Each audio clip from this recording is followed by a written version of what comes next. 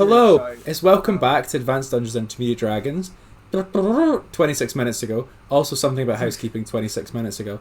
But hello, we're here. What's up, troops?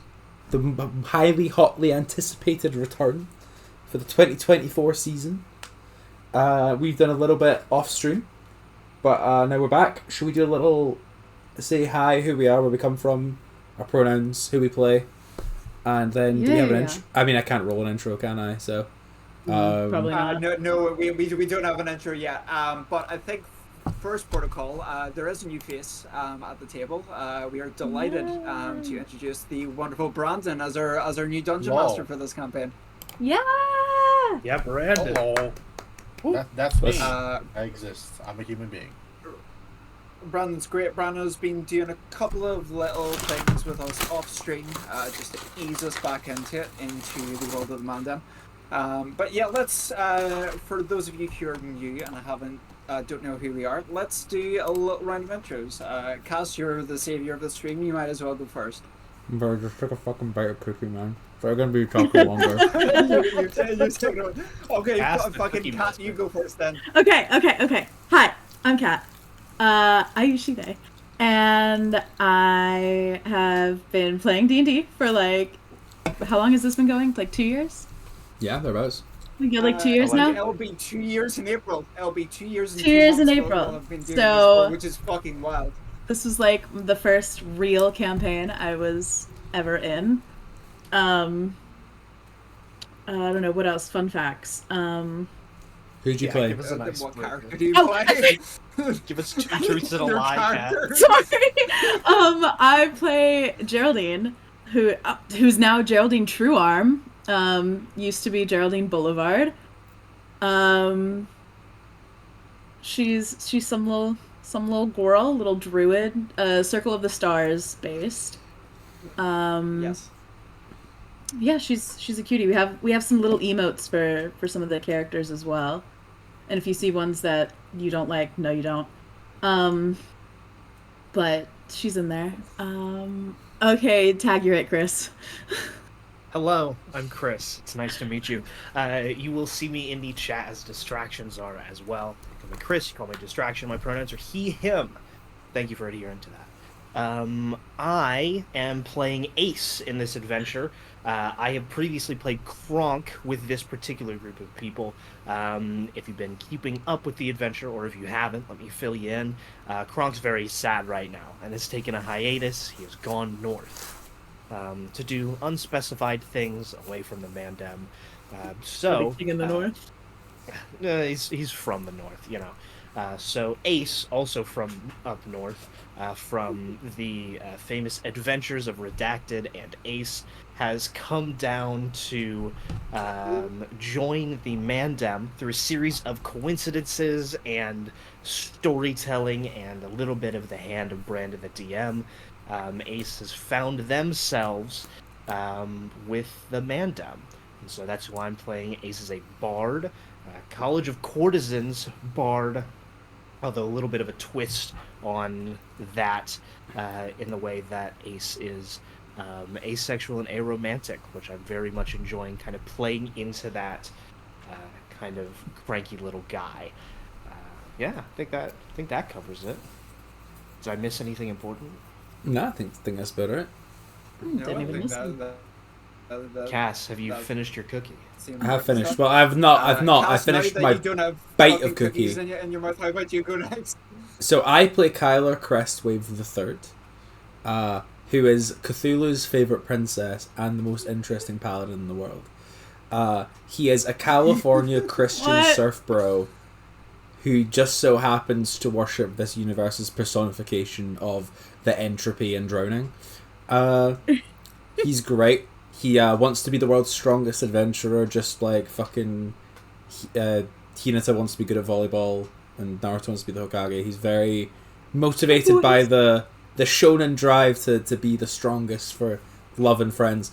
Kind of going through it right now because his dad's a bit hurt, Kyler Crestwave II, and Avidar Truearms dead, and so his worldview's a little bit shattered. Has a bit of a thing going on with Geraldine. He uses he, any pronouns, and I use they, them pronouns. On you go, Eli. Bring it home. Bring it home. Sweet, let's do this while my signal still holds up because my internet's being shit. Hi everybody, my name's Eli. Hi, Dr. Nick. I am playing Drazian Kaileus, who, if you cross Noctis from Final Fantasy 15 with Aragorn, with also Aragon from the Aragon books, that's pretty much him. He's a Dragon Rider, it's a homebrew class, so if there's stuff that sounds weird that you don't recognize, that's why. I use he, they pronouns, Drazian uses he, him pronouns, and yeah, I'm excited to be back. You're welcome back. And we'll pass it over to Brandon. Hey guys, I'm Brandon. I have been dungeon mastering for 7 years now, 8 years, something like that. It's been a hot second. I use he, him pronouns primarily, but I also don't care as long as you refer to me as a general human being. That's fine. Based. As long as Based as hell. Hey, Jesus. listen. You As long as you refer to me as a human. Yeah, you can be like, hey, you, that motherfucker over there. That's fine. But no, in terms of character, I am everybody else in this world. So I am every single person that is not these four lovely individuals. That is me. Hell yeah. So we don't have an Love to see intro. it. So how about we get wealth, fame, power, Avatar Truearm, the world's greatest adventurer, attained this and everything. Okay. I'm good to go. Are we gassed? Usually we have like an intro to like kind of break through Yeah. To like Break make our us in, shitty jokes but- before we like get in. Yeah. Uh, but alas, yeah. we don't. periodic. No. All right. Okay. Yeah, so Brandon, you want to just give a little Lay the background scene? about a little...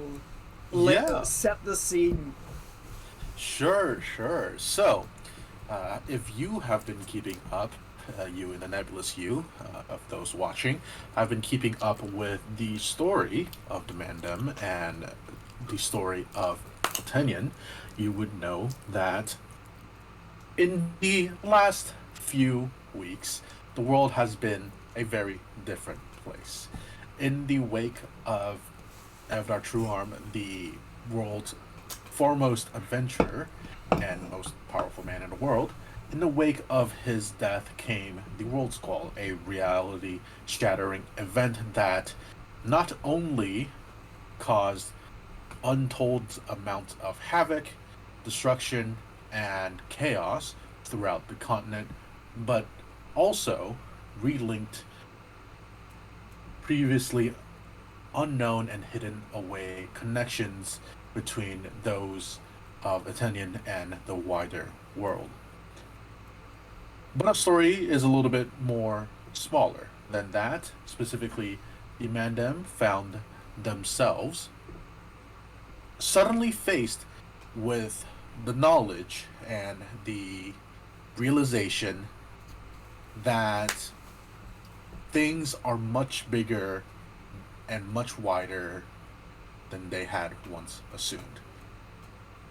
In the face of that, have decided, these group of still figuring out themselves, actually, have decided to go back to Truearms Academy and hopefully gain not just wisdom and intelligence and a plan moving forward, but to find themselves as well.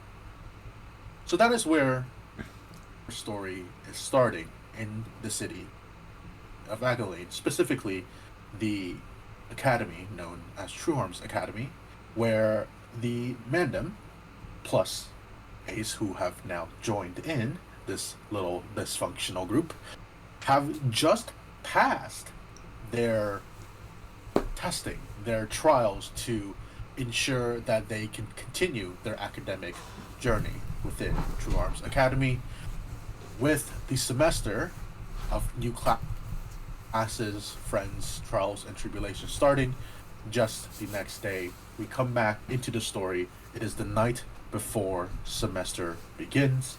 The classes start tomorrow. But for now, the Mandem are sat, we'll say, at the dinner table. Why not? Enjoying a nice meal and companionship before jumping back into their academic journey. So that is where we begin. Friends, the floor is yours. Did Ace cook dinner? I mean, Had Who we let them gone cook? grocery shopping? Who let them cook? Who let them cook? It's more of is this the like last time a who did let them cook? or is this a someone wants to go get dinner and GB's like, yeah, here's 700 gold. I think after the terrible cooking roll that Ace made last time, Ace is determined to prove themselves. After the generosity being given a room at the Mandem Mansion. Oh my god. Okay. We've never actually talked about what our kitchen looks like. It's I don't know. Kyler, it's your house. What does the kitchen look like? The kitchen is a open plan kitchen with black marble countertops, designed Ooh, by the okay. finest IKEA kitchen specialists. I'm kidding. It's not an IKEA kitchen. It is a nice. It's got nice marble countertops. It has a smart fridge. I think it has a magical smart fridge. Pixie implanted in. It's got the Lenovo smart fridge. The kind of shit Mr. Beast buys 5 of. You know what I mean, like those kind of things.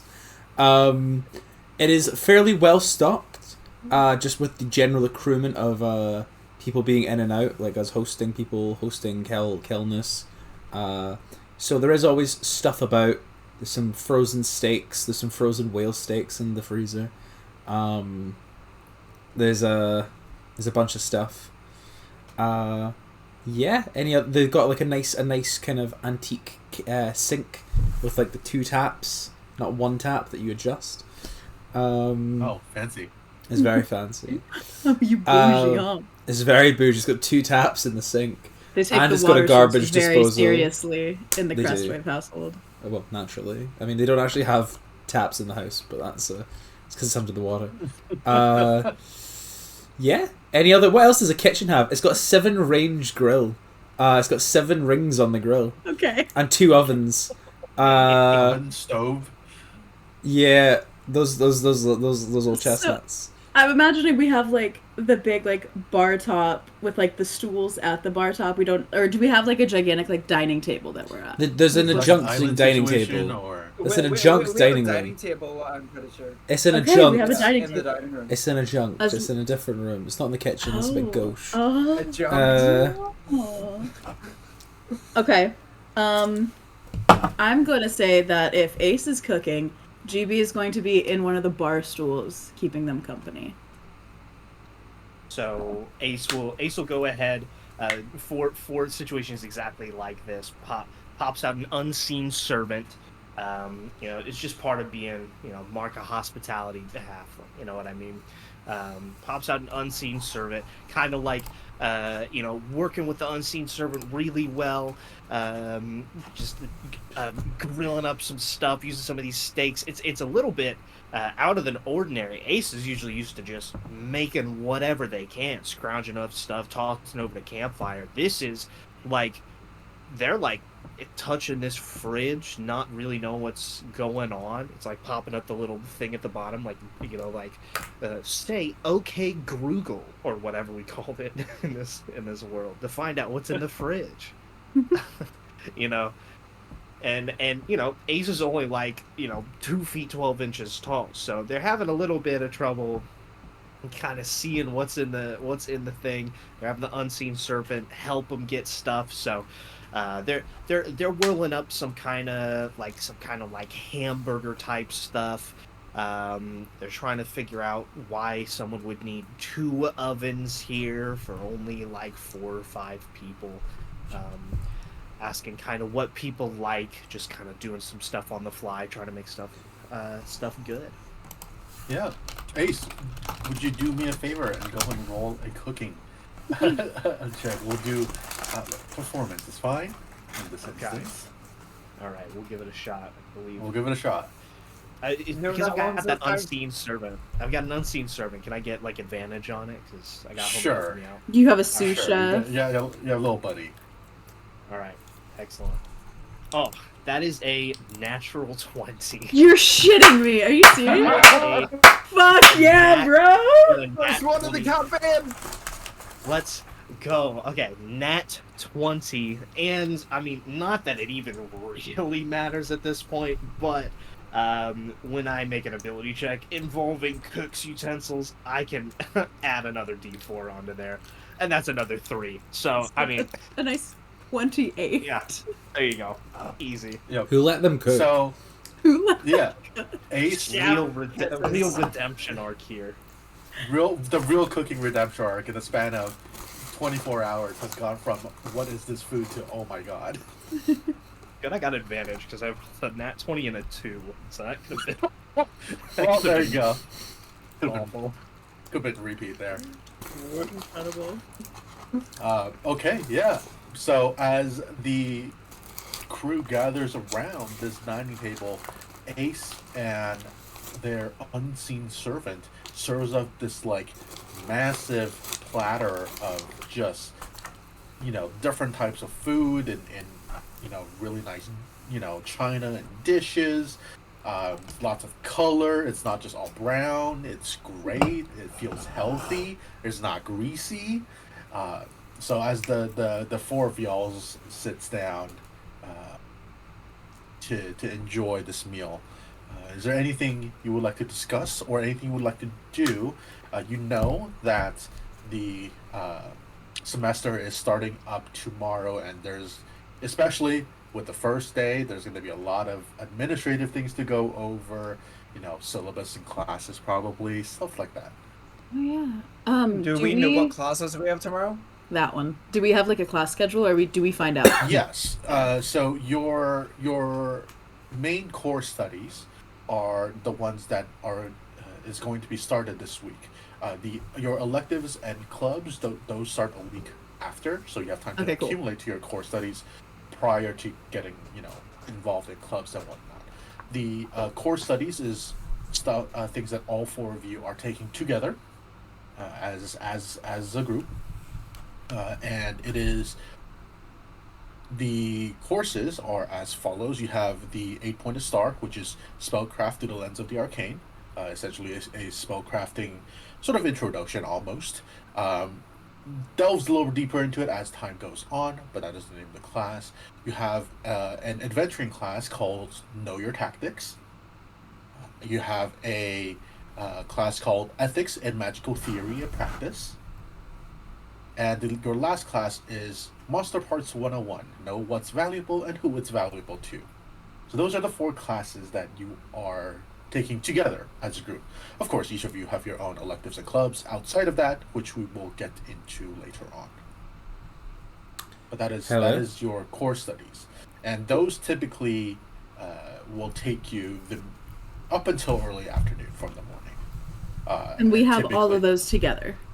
Correct. Okay. It's essentially your morning classes, and then the rest of the day it's restudy pretty much.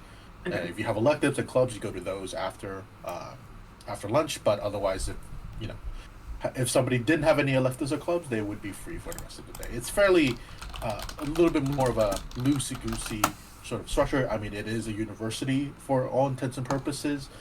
So, your workload is as tough or as easy as you make it. Now, of course, because it is Truearms Academy, it's usually people choose to be a little bit tougher on themselves for, to get ahead and to better themselves, but that's not everybody.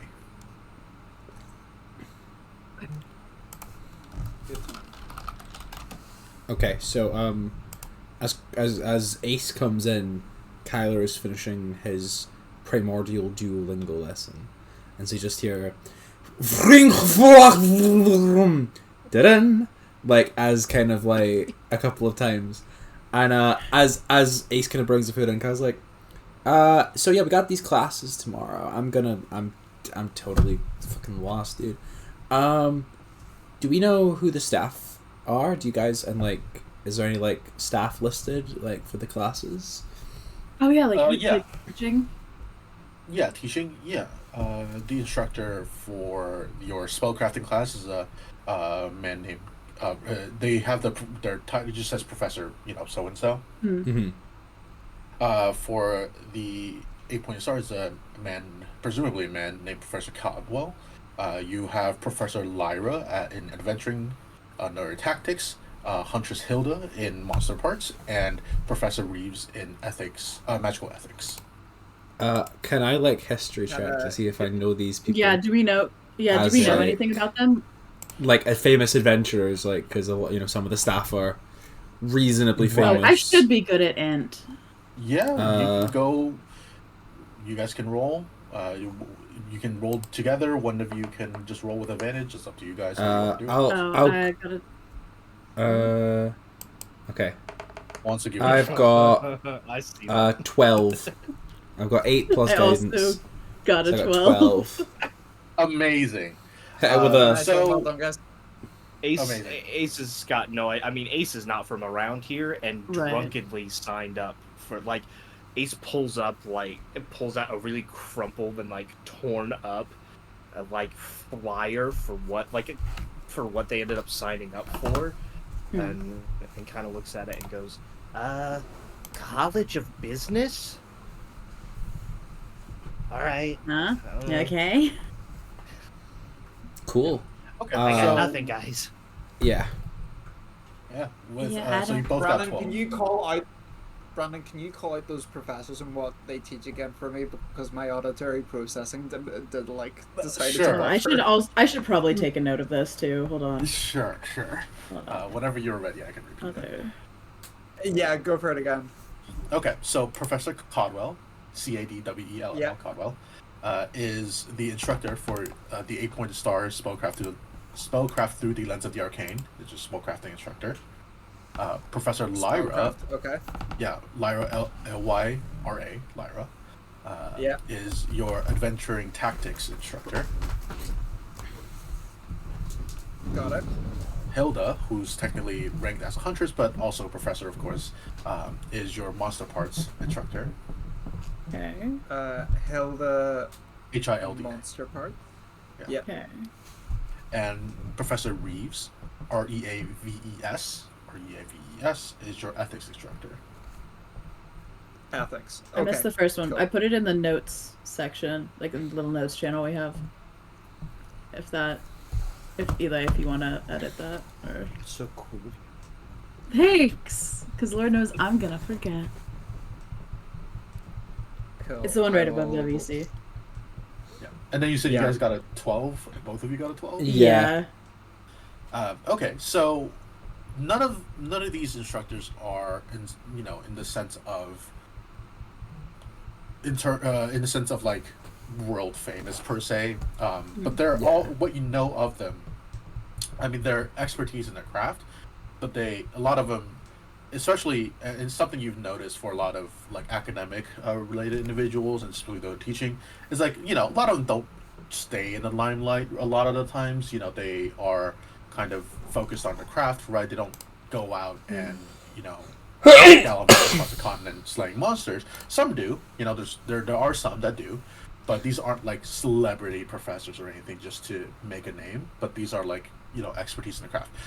So going down the list, what you know of each one, it's not a whole lot, pretty bare bones. But Professor Codwell is a wizard, it seems, by trade, and his expertise is in spell creation and spell crafting. That's his sort of resume. So that's he is essentially almost like a spell scientist. Breaking down spell components and modifying spells, crafting new spells. That's kind of what he does. Professor Lyra is it comes from an adventuring background, but primarily now works as an instructor. After she was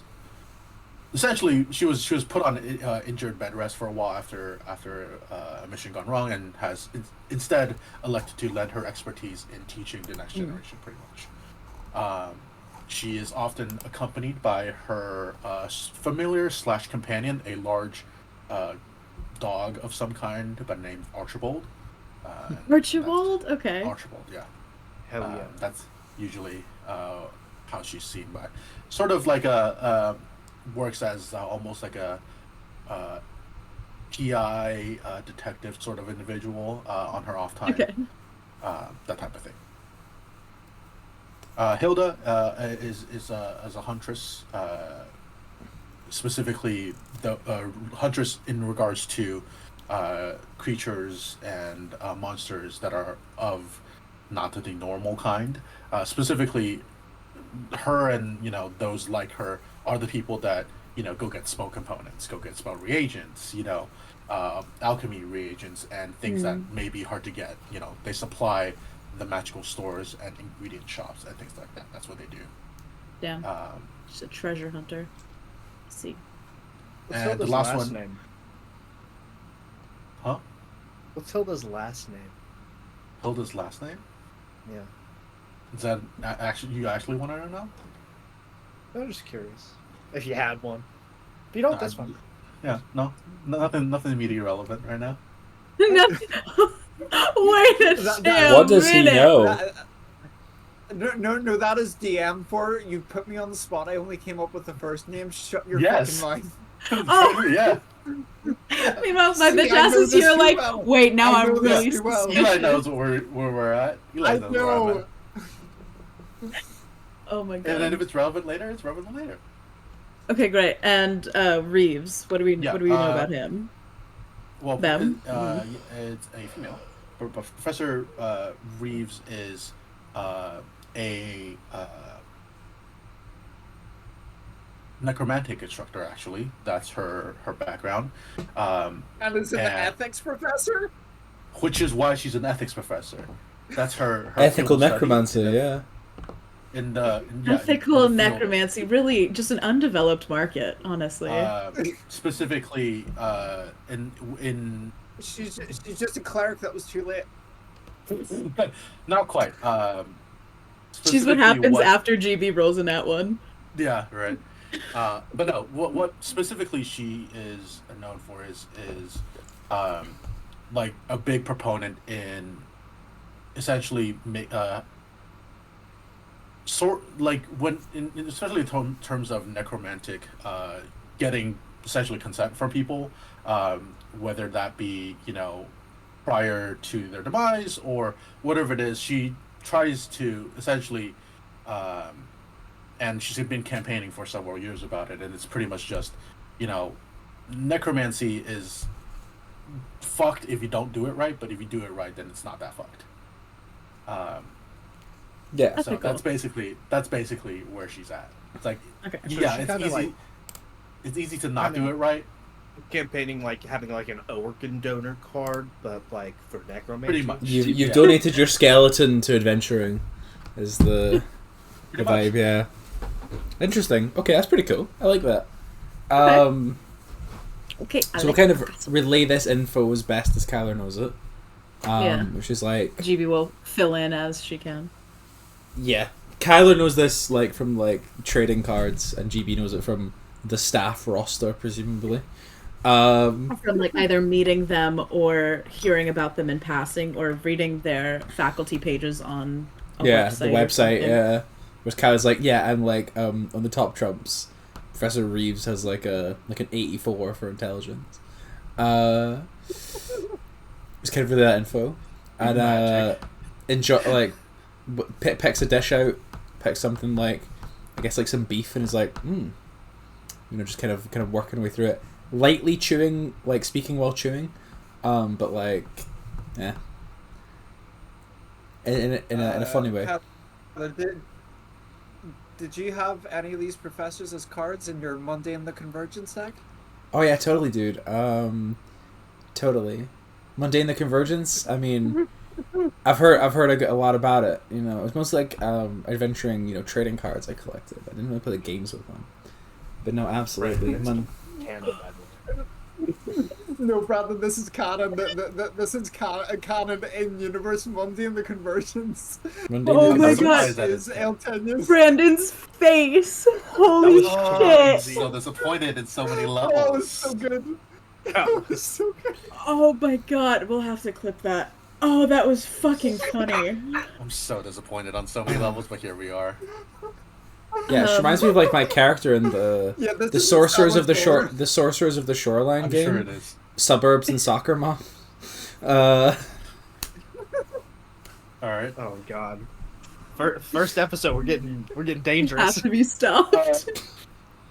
Disclaimer: these are all legally distinct entities. Okay. These Yes, are legally Sorcerers of the distinct Shoreline entities. is a legally distinct entity. Is that the one with the rock that has 20 distinct sides with different runes carved into it? That's the one, yeah. Yeah, that sounds right. Oh yeah, they've got that in Tiffany's Toll Bridge 3 as well, don't they? Fuck I'm gonna fucking. Tiffany's Toll Bridge? Yeah. Oh my god.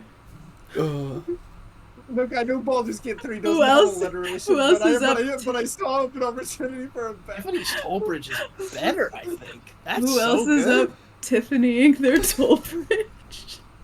Kyler's gonna She Toll Bridge kind on of my make a Tiffany. note of Toll bridge on my Tiffany till July 3? on the faculty stuff. Kyle's gonna make a note, gonna plan the classes, gonna put alarms in his phone, his Pixie, and then kind of relay that they're not huge league adventurers, but they're still pretty solid, for the most part. I think is kind of the gist. As this conversation's happening, GB is definitely gonna kind of look through what Ace has prepared and probably pick. She's gonna really hope that there's some type of like blueberries around, and go for probably whatever's sweetest. Not actually a meal, but if there's anything sweet or desserty, that's what she's going to have as a meal. And she's just gonna There's a blueberry pie that was made with one of the ovens. one of them. One of the many ovens. 2 ovens. She's gonna do that thing where she like cuts a slice out of the pie and puts it on a plate, and then takes the pie and leaves the slice on the table. Classic. And she's gonna go back to the table and kind of sort through her schedule, see if I want to know, do we know anything about what has happened to our professors from the last semester? If they're still like around? You only had interactions with like the one, no, or the 2 or 3. Yeah, they're still. I think they're still I on the think faculty. They just don't have them for these classes. Yeah. Yeah, I think GB's more interested in like if Madame Mercady. Well, Udais is still in a coma, I'm pretty sure. Yeah, the one that, yeah, Madame Mercady is the one I think GB is more interested in. If she's still at the school, is she still alive? Is she still around? You mean if you are just taking a glance at the faculty roster, be like, Yeah. Names. So, yeah, she's still there. Okay, cool. No, you don't. Yeah, you guys don't have anything like immediately relevant to in terms of like. Oh, okay, classes or anything cool. With Just this making sure. individual, but like, Okay. they're on campus. They're around. They're around. They're hanging. They have you know jobs and things to do. She's also in charge of the infirmary, so like, even though she's head of herbology, she like probably doesn't do as much hands-on stuff as she used to because people get injured quite a lot. Yeah, there's a reason there is a med team, you know, Yeah. of clerics. And Look, we whatnot. were in the infirmary more often than we were in classes last semester. Let's be Alright. so fucking for real here. Yeah, that's fair. I think other than that, GB's just going to be kind of grappling with the fact that her enrollment paperwork now says Geraldine Truearm instead of Geraldine Boulevard. She'll probably be fairly quiet, all considering. Kyler, humor me for a second. What did you specifically pick out of the lineup of food? Okay, what? So, I can't just make shit up. Kyler's taking one of the whale steaks, which he has instructed Ace to make medium rare. And having an A20, Ace has somehow managed to learn to cook a whale steak on the fly. Someone offers him some beef and he says it tastes Rookie like behavior. whale. Beginner's luck, I guess. Kyler's eating most of the seafood that is kind of prepared. So like anything that can realistically be found in the ocean. So seaweed, bits of like prawns, scallops, like anything that was kind of about that could realistically be taken as a seafood is what Kyler's going for primarily. Kind of Dipping avoiding. over to like salmon, is that weird? Like to get into fish specifically, is that weird? No, salmon's. Drazian will be eating like fish. Oh, is it because Kyler's a fish? Is that what you're getting at? Yeah. Okay. No, where's the line? Kyler is not a fish. Kyler is a sentient Kyler's creature. Kyler's a silverfish. Well, Ace isn't from around here. They wouldn't know. Is Ace asking Kyler if Kyler would not eat fish? That was a discussion that had happened before, I'm assuming. So I was wondering if you were picking it up. No, Kyler is having fish. Okay. When you live under the ocean, fish is a lot of what you eat, funnily enough. And fish do eat other fish. Fish do eat other fish, this is true. So, the trident, what is the trident if not just a big fish fork? Let's be... Yeah. Yo, real as hell though.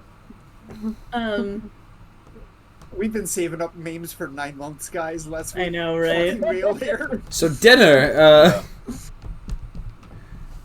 I think based on like just like the commotion that we're having at the table, Yep. and like GB feeling a little bit pulled back from it, we'll probably like eat with the group enough while conversation is happening, and as like conversation dies down a little bit, I think she'll probably go to the library and just hang out where Kronk used to hang out. Like the chair that Kronk would nap in the library.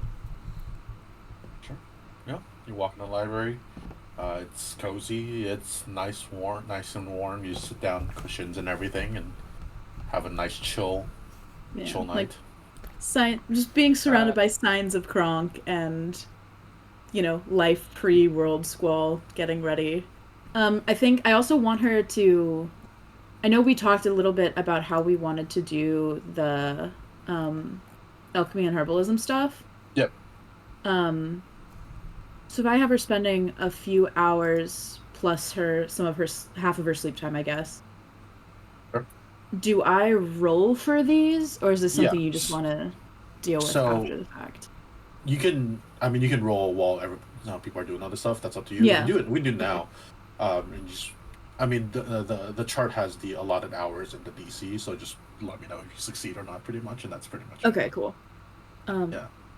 Did we save that chart somewhere in here? I think it's in Crafting? Yeah, it's in the resources, yeah. Yeah. Okay, perfect. Yeah. Okay. So I think it's like one roll every 2 hours or something similar to that. Mm-hmm. So I was thinking if I had 8 hours, I can make 4 rolls. Yeah. And Okay, cool. and then each different potion has like you need to spend X amount of time on it. Yeah. Okay.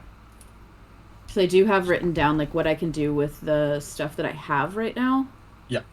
Then you'll need to get more ingredients later on as you spend them. So. Yeah.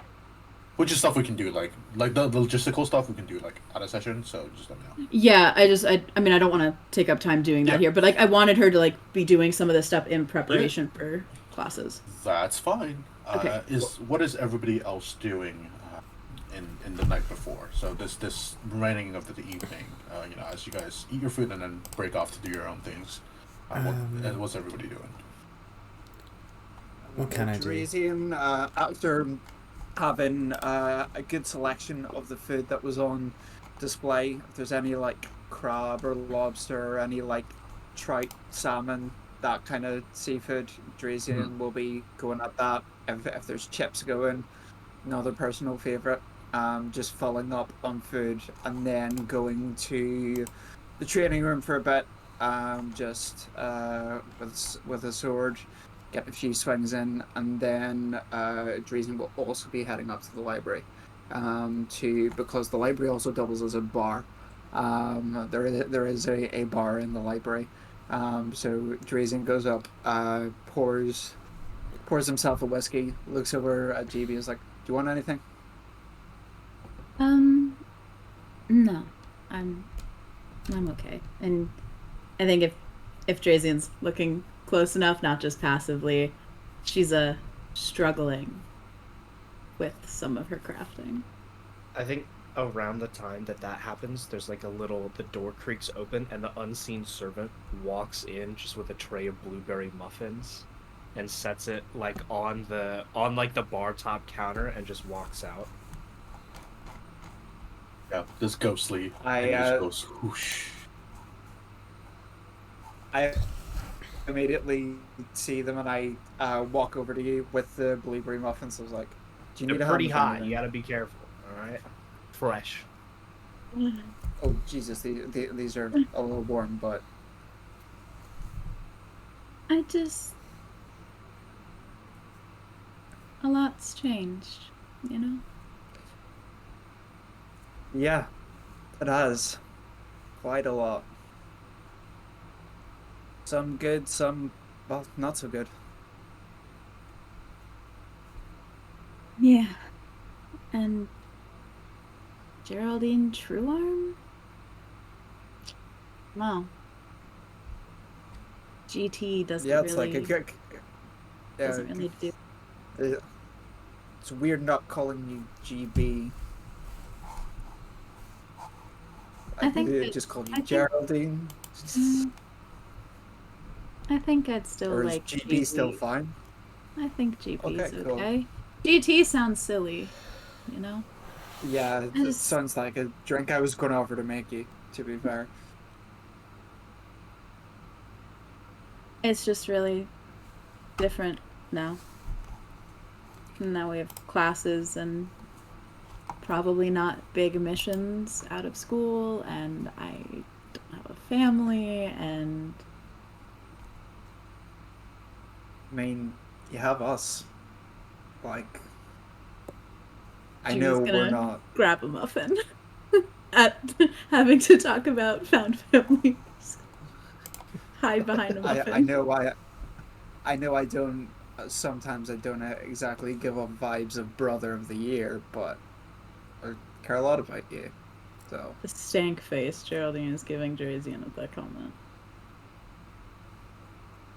what? Maybe not brother of the year, but you've gotten better. I'm trying.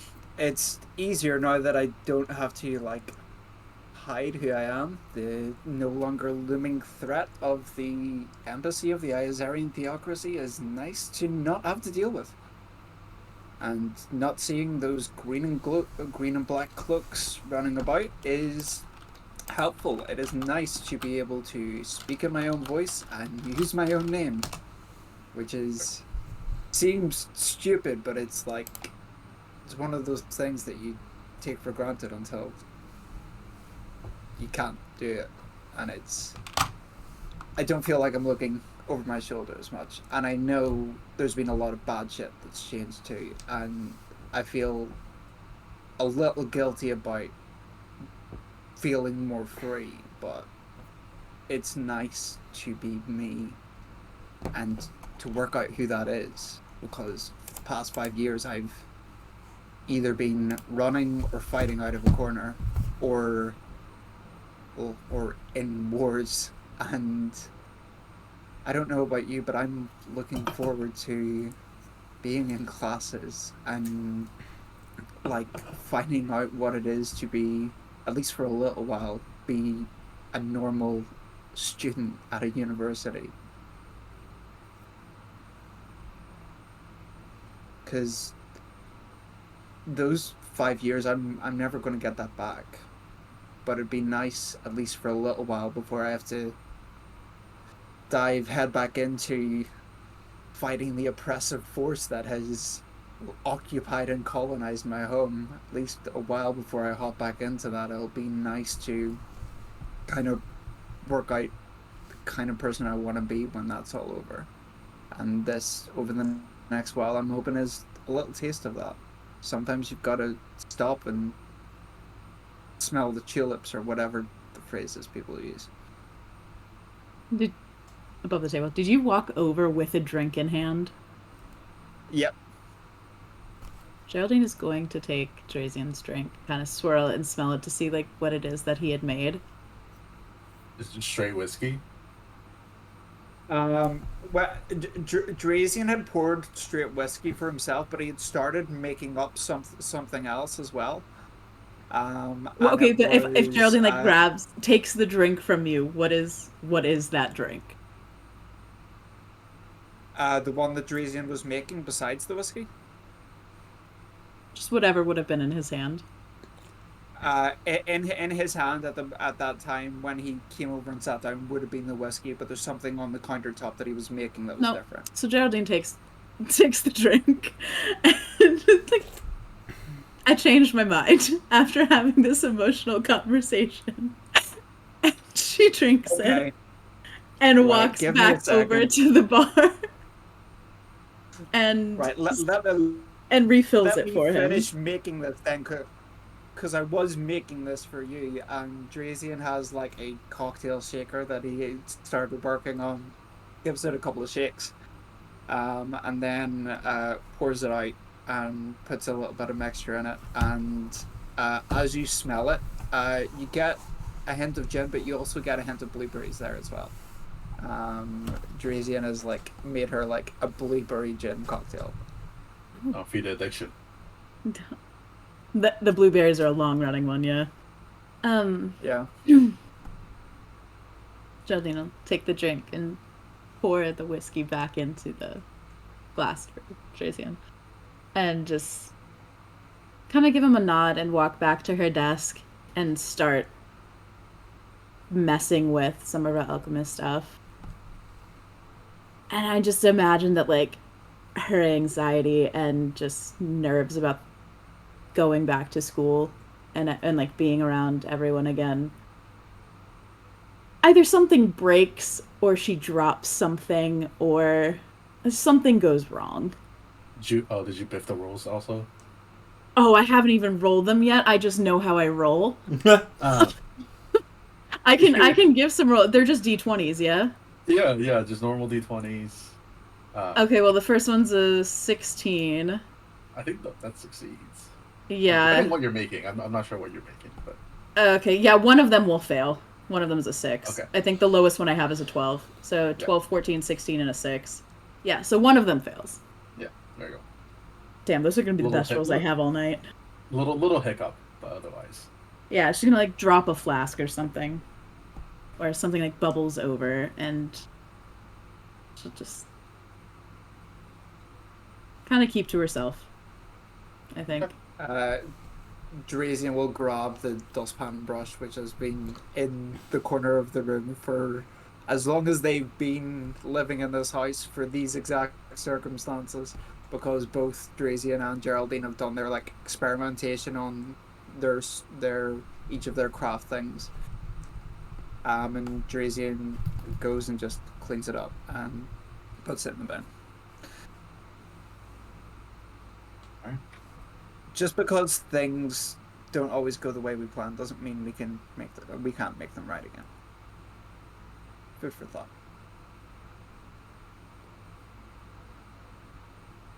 I'll see you in the morning. All right. I think Geraldine's gonna get up from her desk and curl up in Kronk's chair in the library. It's a big chair. It's a big chair. Huge chair. I'm thinking she like left things to simmer or something like that and like curled up for her little like trance nap that elves do.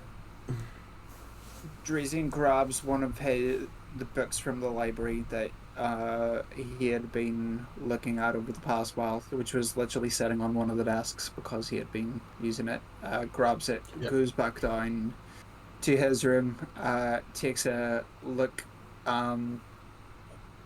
basically looks out from with his back to his door, looks across the hallway, and then just like turns around and goes into his room where where I can assume Azuria is napping in at the moment. Oh yeah, she sleeps like 80% of the day. Mooch. Yeah. Yeah, so for those of you new to watching us, Azuria is Drazian's pet dragon.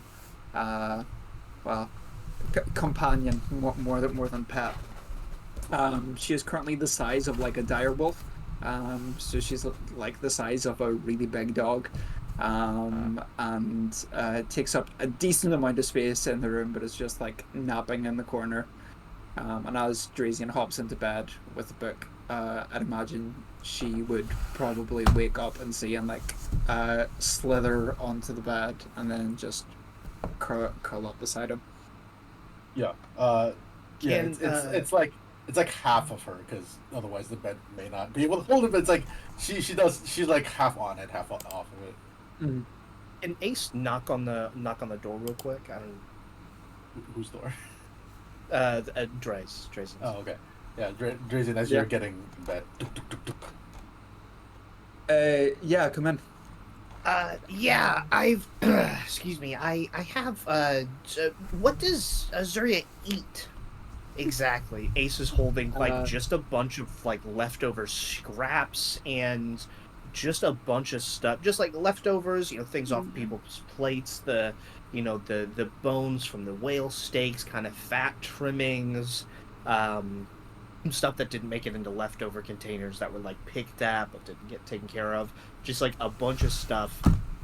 So what does Azuria like eat?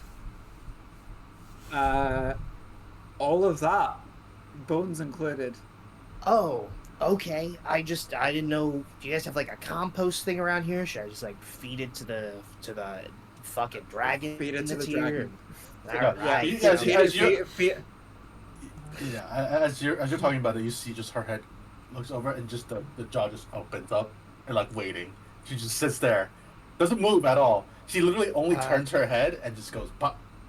It's very intimidating because Ace is like jaw height.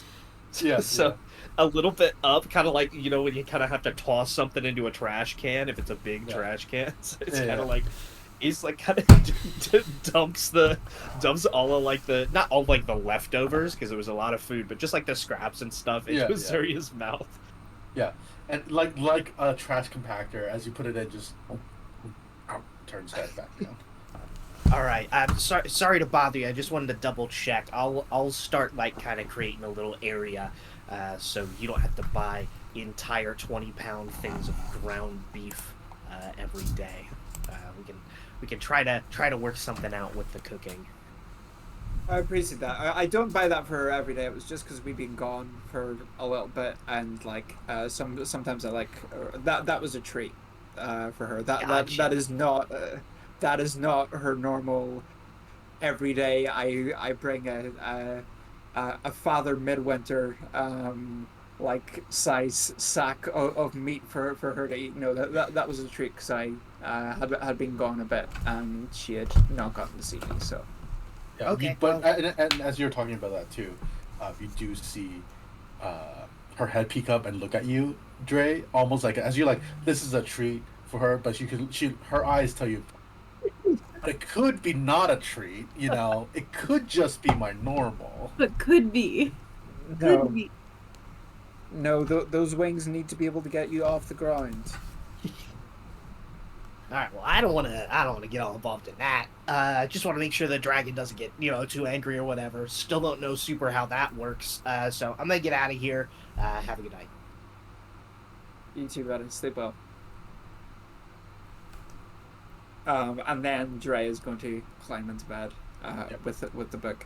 By the way, this is a king size bed, so it's not like a standard single or double. So there is more space and a little bit of reinforcement. So at her current size, she can. Right now she's okay. Right now she's okay. Yeah. I think it's level 10 is her next big jump. That is when she will need her proper nest outside, because she won't even fit in the fucking room. Yeah, you got it. All right. Aside from that, what is Ace doing aside from this? Is Ace doing anything specific? Just essentially a bunch of cleanup, right? Ace is not used to all of this stuff, so Ace kind of got familiar with the kitchen during the cooking process. And it kind of cleaned everything up, kind of waved people off when they were like, oh, let me, clean everything up, saying like, oh no, I want to kind of figure out how like the cleaning works, and I'm sure there's some kind of ridiculous industrial dishwasher or some shit. Yeah. And so Ace is So- kind of While Ace Yeah. does the washing up, Kyler is going to unscrew a bottle of Everclear, take 3 gulps, and then throw it to Ace to clean up with. Ace catches it and like looks bewildered, like smells it and recoils, like eyes watering. He goes, "What did you do?" So I was trying to check if I could get drunk or not, and this was the strongest thing we had in the house. Ever since this paladin dude told me that paladins can't get drunk, I've been really trying to find stronger and strong, and yeah, that is for cleaning things and Okay, burning I'm things. let me let me show you maybe something that you could use this for that maybe would be a little bit better. And so Ace goes to the fridge and pulls out like some blueberries, gets some like some little spices like brown sugar, and pulls out like a mason jar. Have you ever heard of moonshine? No, not once. Is that where the moon glistens off of the ocean? No, I learned about this when I was way younger, and I really wanted it to be a lot easier to steal people's money. This will knock a motherfucker right out. It's a very potent alcohol, but in very small amounts, it can also taste very good. It can be very easy to infuse alcohol with taste, especially just fucking alcohol-ass alcohol like this. And so Ace kind of mix a little concoction with blueberries in this. And so you got kind of like a blueberry moonshine at the end of the day. Yep. It says, Geraldine will love this, I bet, if she's someone who likes drinking. You could get some huge points, my guy, if you gave this to her. I was going to keep this on the back burner. But this, go ahead. All yours, my guy. I will add blueberry moonshine to my inventory. Yeah, probably best to give it a little bit. It doesn't work immediately. Yeah. Just kind of fermenting blueberry moonshine. Yeah. I'll just put it in like a belt loop or something. Yeah. And that's just Sure. that's just like, oh yeah, thanks, dude. That's so fucking cool of you. I'm so excited. Yeah, good to have you here. How are you enjoying, the protection of my house and all that stuff? Yeah, I appreciate it. I hope that, what I'm doing kind of makes up for, letting me reside here. I feel like I'm doing as best I can, kind of doing some cooking and stuff for y'all. I appreciate you kind of letting me be here. Nah, it's chill. My dad paid for it because he realized he forgot to put through my booking forms and shit. So like, dude, you're more than welcome here. I'm probably gonna go like, maybe go meditate. Maybe go meditate on the threefold path of the deep one. But if you ever fancy a jam sesh or anything you need, totally welcome to it. Oh, do you like play any instruments or something? Not well. But I Okay. am charismatic as fuck. Actually, no, Kyler does have a proficiency in performance. Kyler, so, well, actually, I was in a couple of musicals back underwater. Oh, a theater kid. All right. Yeah, like they didn't have enough boys for the shows they wanted to do, and so they came around and was like, "Who wants extra credit and shit?" And I was like, "Yeah, I'll be in West Tide Story." Like,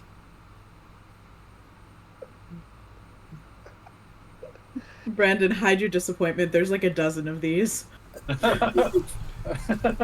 Brandon's not heard tell of Jesus Crustacean yet, I don't believe. yeah, No, Jesus I haven't heard Crustacean anything. Superstar. Be a treat every time. Oh, I don't know. I've got the Well- list somewhere. I'll have to go. Well, I usually pull out the Saturn every so often, and it helps imbue some of the magical abilities that I've got. So maybe sometime when we're chilling around a campfire, when Drazian's beat up or something, maybe we can give that a shot. Hell yeah. Good to have you on the team. This team is it's been a little ropey lately. There's been a lot of personnel changes, but you're more than welcome here. Kai's gonna dap Ace up, just gonna give give it a nice little shoulder bump, which is quite funny because Kyler is about a solid dab, nearly 3 feet taller than Ace, and in plate armor. So this one is going to be like a, like it is gonna thump. Like there's not really a gentle way to give you a chest bump in plate mail. Do a bit of a. Oh goodness. Yeah. I mean, Ace commits. Obviously, Ace is from the streets. Ace knows how to dab somebody. Ace got that dog in him. It does Ace stagger standing them a on little business. bit. It does stagger them a little bit to dab someone up 2 or 3 times their size in plate armor, but you gotta commit. Yeah, you got there. Yeah, the thought that counts. I was young and I needed the money, and I was raised on these streets as Ace's middle name. With that, I think Kyle's going to go to bed and kind of doom scroll for a bit about the Worldsquall. Okay. Just kind of in bed on the Pixie, like reposting infographics on Finstagram, like that kind of shit. Yeah. But nothing Alright. too strenuous. Sure, not a problem. As the 4 of y'alls go and finish your night routines and get ready for bed, eventually falling asleep to the knowledge of the upcoming day. You may take a long rest. I don't think anybody used any resources, so but if you did, you gain them back. I summoned the unseen servant. Okay, there you go. I think we didn't. I don't think we perfect. long rested since the exam, did we? So No. Yeah, no, we didn't actually. I get all my spell slots back. I had assumed that we were going to, so I had hit one, but Cheating. Yeah. Cheating. Point of the cheat. I'm kidding. Yeah, we're coming through brand new. So Cool. alrighty. But The next morning rolls around. You all wake up probably a little bit earlier, assuming getting ready for the first day and all that.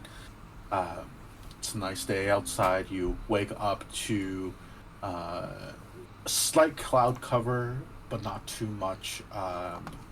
Rays of sunlight peeking through the windows of those who are facing that direction. I don't know where you oriented your rooms in, but for those that have faced the morning sun, you are awoken by bits of ray of sunshine. If you don't have blackout curtains and whatnot, but looking outside in the morning, there's still sort of a slightly present moisture in the air, receding, morning mist almost. That's more or less gone now, leaving pretty much again a clear skies for the most part, some cloud cover, and you look outside and you can see the streets of Agalane laid out in grids and different configurations with this sort of gilded look to it almost. You can see lots of whites and golds and blacks and a very sort of 1920s to 30s sort of New York kind of a vibe almost. A cross between Art Nouveau, Art Deco, and Victorian in aesthetic. Some higher buildings, not too many, but an expansive city for the age. And you can already see people and going about their morning routines, going about their day, going to work, or some coming from work for those that may have worked the midnight shift. So you can already see the world getting back on track, and people going back to their daily lives. But for the 4 of you, you have, we'll say you probably wake up, and we'll say several hours before you have to be at campus just to be safe. So you have time to go through your morning routines, eat a light breakfast, get yourself sorted before moving on to the academy Is there anything specific you would like to do, or shall we proceed to the academy? Yeah, nothing specific, I think. Yeah, I Nothing's feel like like morning just the routine general is- upkeep stuff. Feed Shenjo, feed Kyla. Most of the more of the same. I'm just gonna quickly Shenjo! BRB myself Can we though. I We can wanna take take Shenjo to Shenjo. class. We can take Shenjo to class. How big The is divine, Shenjo? the divine steed, dragon turtle. Yeah, A full-size dragon turtle. He's not full size. No, he's not. He's not. He's a juvenile is dragon that turtle. huge? No, How's no, it yeah, that full size huge? dragon turtle is like a colossal No, isn't he? creature. No, he's not a full Isn't size he dragon full-size? turtle. He is not a full size dragon Oh. turtle. Dragon turtles can grow to Yeah. be gargantuan creatures. He is what was it? Normal, medium, large, huge. I think he's huge. Okay. The smaller end How of on huge. earth did we have the fucking party wrestling matches on his shell? Because he had a thing on the back that gave more space. And also, it was like a 3x3 grid. It's fine. Yeah. Okay. So yeah, he's big. But Okay, not no, if you think that, yeah, like 15, 20 feet across, yeah. That's Yeah. about right. He's like a car. Yeah. A wrestling Yeah. ring's usually 20 by 20. No, he's like a Yeah. square car or circle car. A square car. Me A as circular hell. car. Yeah. What do you mean, Um, you as hell? What does that mean? What do you mean by that? What do you mean by What does that? that mean?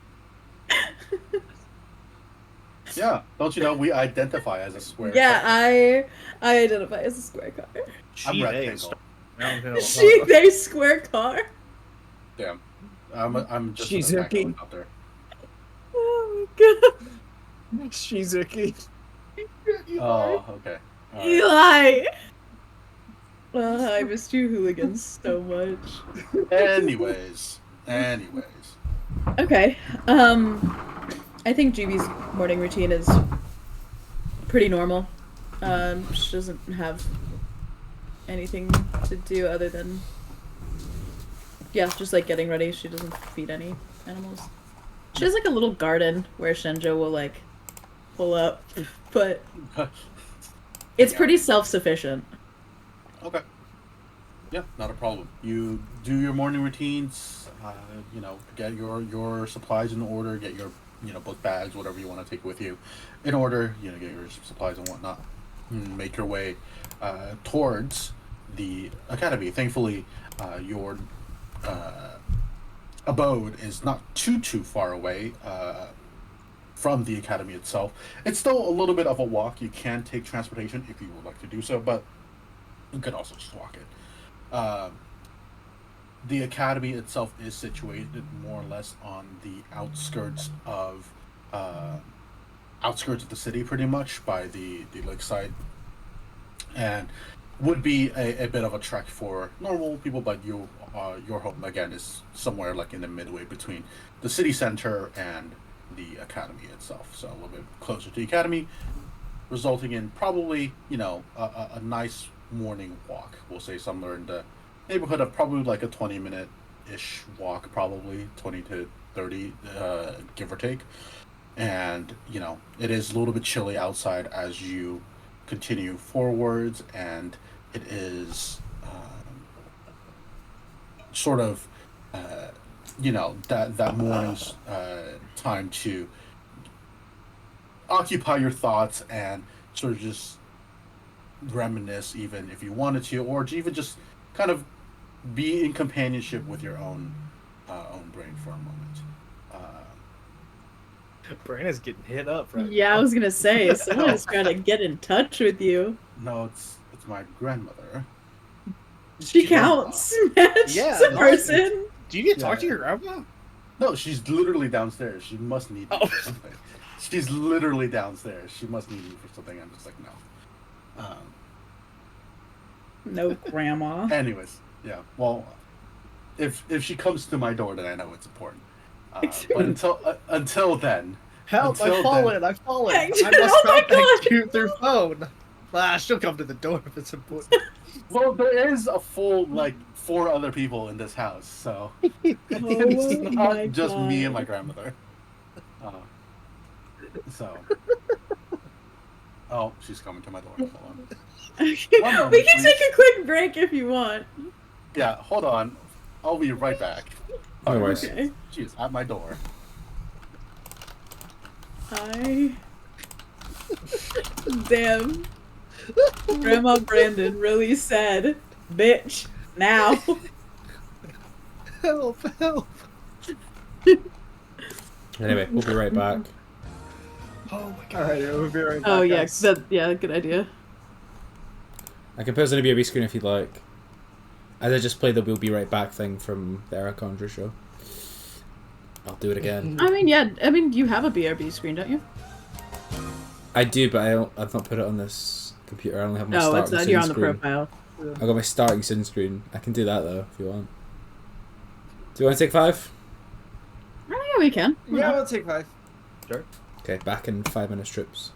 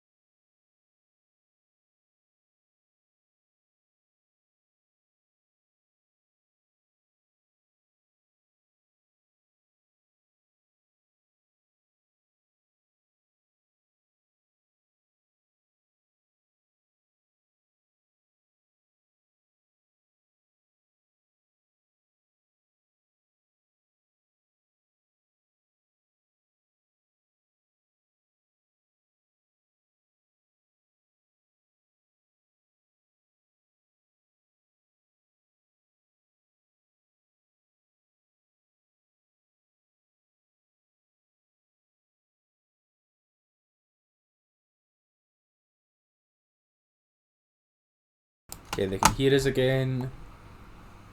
And oh god, idiot. They can see us again. Hello, welcome back, troops. Yo. Hello. Amazing. Oh, Yellow. So I ate a hot dog real quick while I was off stream, and I was This. like, wow, I did that very fast. I wonder like if I was like in the top whatever of people who did that, and then I realized there are contests specifically for eating hot dogs, and I was like, Yeah. I was even Nah, man. close. I was not even. I wasn't Not even my even top close. 100,000 probably. Wasn't even not even in consideration. Mm. Glizzy Gobbler, yes, thank you. Thank you so much. Gobbler. Oh my Hardly god, know her. Studer. I hardly know her. Mm. Sorry, we'll go back Anywho's. on break. Anyway, we're well back. and truly back. We're well and truly back. Yeah, amazing. Damn, Chris is about to be coined as the Glizzy Goblin. I can't even. I'm a halfling, thank you. Whoop! Yeah. But the glizzy halfling doesn't have the same ring. Anyways. Yeah, your walk to the Truearms Academy is fairly uneventful. The most you pass by is people going to work themselves, or to school, or whatever it is. Maybe just their sort of morning ongoings and situations. But soon enough, you walk and you continue to walk, and eventually the main city limits of Agalan is behind you, and you can see first in the distance but rapidly approaching the expansive academy, the campus grounds of Truearms, laid out before you in all of its glory. First you see being the large sort of white, blue, and gold marble-esque buildings that kind of stretch out at different heights. Yes, Drazen. Quick note, Brandon. Because this previously been established, Sure. were we get on Shenzhou to transport to the academy across the water, that takes us past the city limits of Agaline, because there's does a it? Okay. kind of there. So it takes us directly to academy grounds. Got it. Okay. Oh, so you're going through a lake and not walking? Yeah. Yeah. Okay. Yeah, so we would get Shenzhou to school. So we were because where we are is kind of on a watery area anyway. So we just Sure. hop out the back of the house onto Shenzhou, and then that takes us directly to the academy. Okay. Yeah, that's fine. Got it. But yeah, you see well, either way, it starts in the beginning. You see as you start getting close to the academy grounds, you can already see students of all different walks of life going to going about their duties. Some going to classes, others to different facilities within the campus grounds. For the four of you in particular, you do have a sort of morning gathering that you see most of the students are also going to, almost like a at the stadium, theater, whatever stage, type of thing, grand hall, however you want to call it. You can see that most other students are also kind of, especially those who seem to be more new to the academy, are also making their way in that direction, including some, upperclassmen as well. But most of the ones heading that way, you can see, are sort of in the same year level, or a little bit above as the four of y'all's. So, as you continue forward, you're eventually drawn and walked through the main campus, through the many nicely paved roads and well-kept, immaculate, trimmed trees and bushes and gardens and flower beds and all these decoration that shows the opulence isn't the right word for it, but the expansiveness and the sort of majestic aura almost of Truearms Academy and its place as the premier adventuring or adventuring training facility. Let's say. As you approach the main hall, where you can see dozens and hundreds of other students are also streaming towards, some with backpacks, some with messenger bags, others carrying books and things, against their chest, some walking with their hands in their pockets and having absolutely nothing, no books except for like a pencil tucked behind their ear. Uh, and you can see they're all kind of streaming towards the main uh, large wooden doorways that lead into the center of this like great hall almost. And as you approach, you can hear the faint ringings of uh, the clock tower, doom, doom, doom, just signaling the turn of the hour. Some people hurry a little bit faster, but most everybody else continue on with their day. As you enter the sort of grand hall, you can see, the various decorations, statues, paintings, uh, framed almost photographs and other sorts of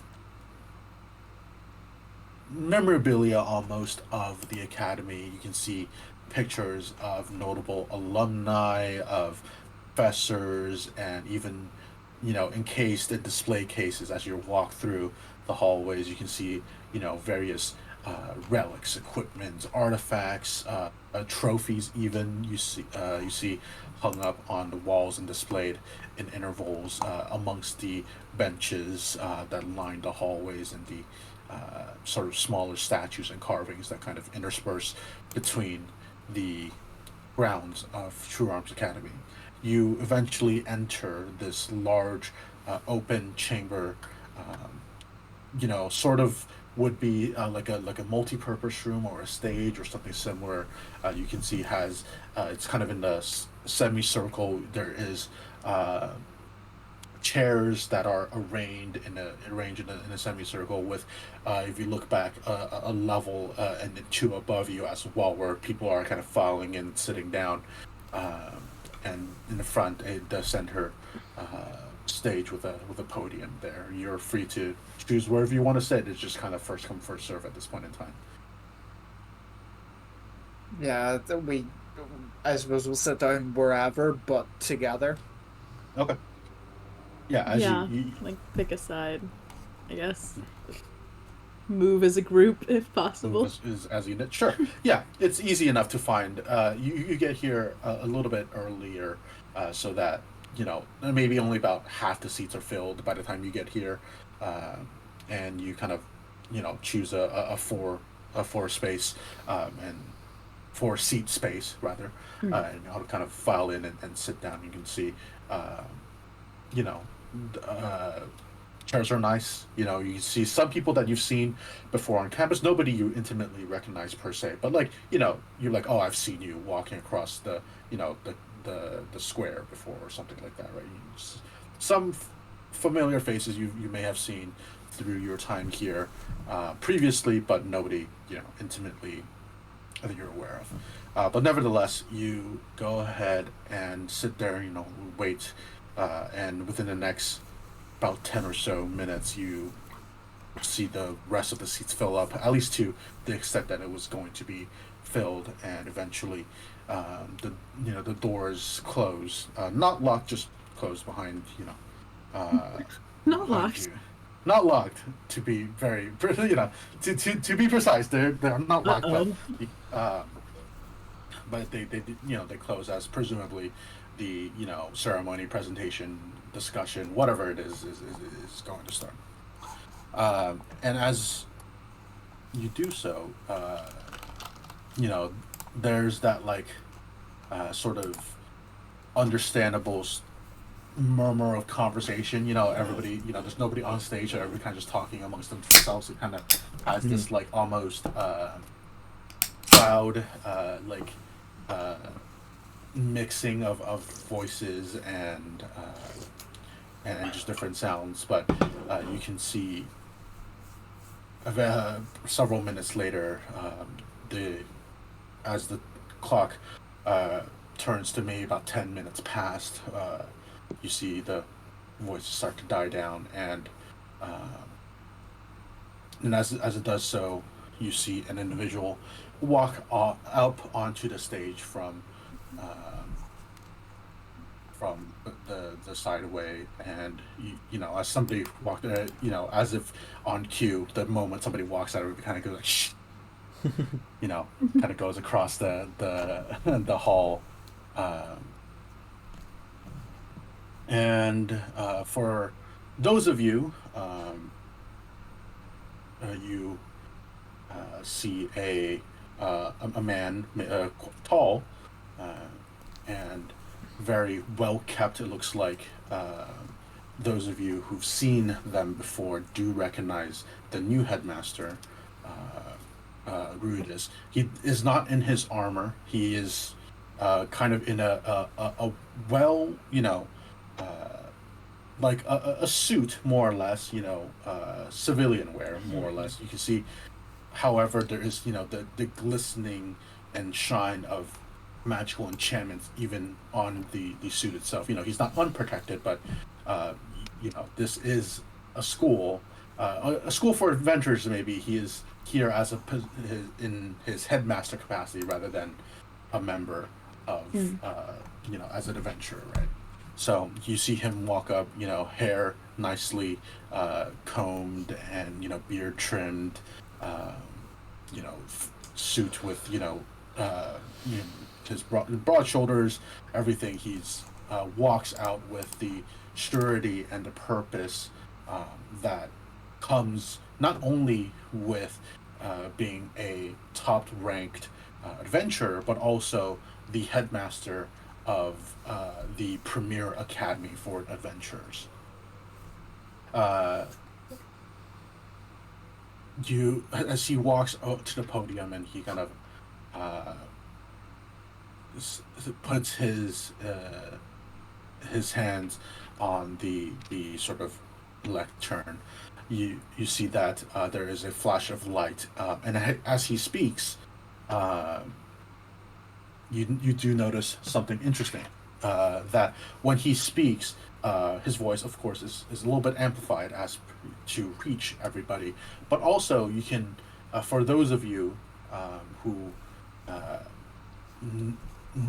are more in tune with magic, and are not only are more in tune with magic, but also can speak other languages, you can hear the faint echo as he speaks of other tongues, almost like there is some sort of magic that like live translates to people's preferred language.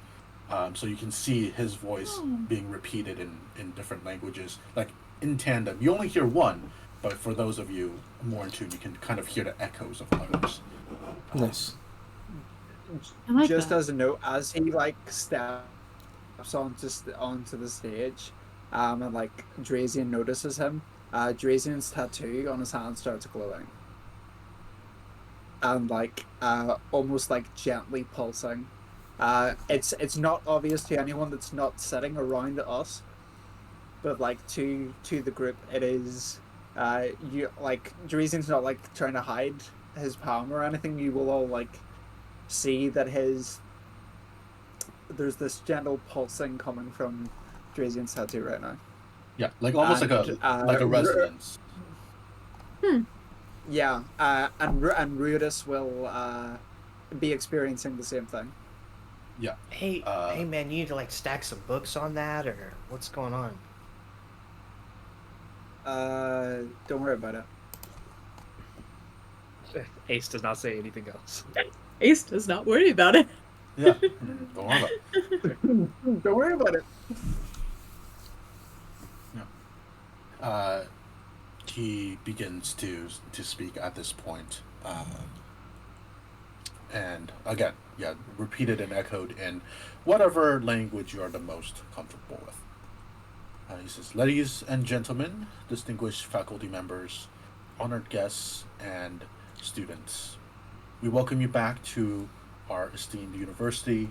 We know that the last few weeks has been rather rough on everybody, to say the very least.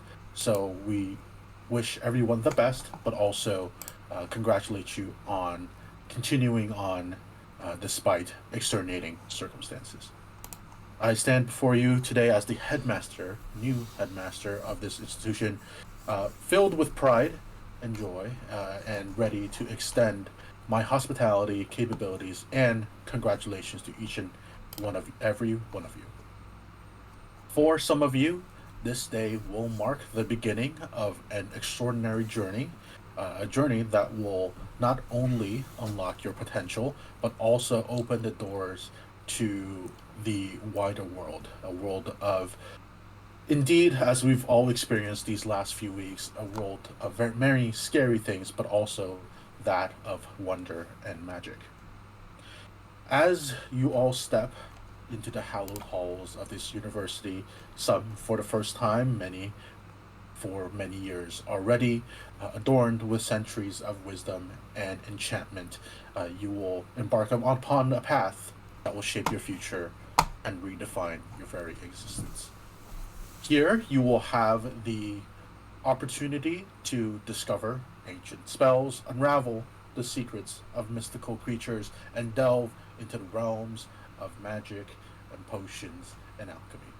You will engage in intellectual and martial pursuits, cultivate your magical prowess, and ideally, forge connections and friendships that will last a lifetime. However, this journey is not meant to be easy. The road ahead will be fraught with challenges and trials that will test both your resolve and determination. I have no doubt that each of you possesses the strength, resilience, charisma, and abilities needed to overcome any obstacles that may stand in your way. Remember, your abilities do not come without effort. It demands discipline, practice, and an unwavering belief in oneself. Within these walls, you will find a faculty composed of the most accomplished and knowledgeable wizards, artificers, sorcerers, martial characters eager to share their wisdom, abilities, and to guide you along this path. Cherish the lessons that they impart, for their knowledge is a gift that has been passed down not through our own abilities, but through generations as well. Embrace their guidance and let their teachings ignite the spark of your abilities within you. Furthermore, I implore you to immerse yourselves fully in the vibrant tapestry of this university, engage in discussions with your fellow students, participate in extracurricular activities, and explore the hidden corners of our vast campus. Seek out new experiences, for it is through these experiences that we grow, evolve, and become the people that we are meant to be. But never forget the responsibility that comes with wielding power, magic, and abilities. As you develop your skills, always remember the importance of using your powers in a safe environment. Magic, no matter what kind, has the potential to create and heal, yes, but it can also destroy and cause chaos. Whatever path you choose, remember that the power that you wield lies not in the strength of your spells, but you as people. So, as you stand on the threshold of this hopefully wonderful adventure, remember that the key to success lies within you. Believe in your abilities, in your friends, and those around you. Embrace the challenges and let your passion to learn and the passion for yourself and your abilities ignite the flame that will keep you forward. This university is meant to be your canvas, and each day a new stroke. So you're here to paint a masterpiece that will leave a lasting impression in the annals of history. If any of you have any additional questions or concerns, I, myself, our administrative team, and the faculty of this university will be available starting today in our offices whenever you so choose. Thank you, and may your journey be enchanting and full of wonder. Woo! Yeah. Applause rings out. We're hooting and we're hollering. Hooting, hollering. You Ace, see. Ace is like I don't know how. not even moved. I don't know how much of that Ace bought, really, but Yeah. Yeah. Yeah, you see people, in various degrees of excitement, of course, but applause does ring out. Some polite, some enthusiastic, some reluctant, and you see Ruidus just sits there for a moment and lets it ring out before he inclines his head, and as he takes a step back from the stage and begins to exit, you can see the space above him across the stage flashes for a moment, and just appears almost like a holographic display, just the notation and information for things like university hours and whatnot. Just basic information that you understand some of the people in this crowd may be first-time students, and a lot of them are returning. You can see, again, some faces that you've seen before, but plenty more that are new and just entering. So you can see basically the university infograph pretty much kind of displayed up there. But as Ruidus exits the stage, you can see people already kind of getting up and maneuvering to their first classes. The four of you, have about 20-ish minutes until your class is scheduled to start. You have the navigation and information on your pixies already, so you can start beginning and moving in that direction if you would like. Yeah, I guess we'll get up and head to our. We've got about our 20 first minutes, class. you said, yeah? Yeah, a little bit around that.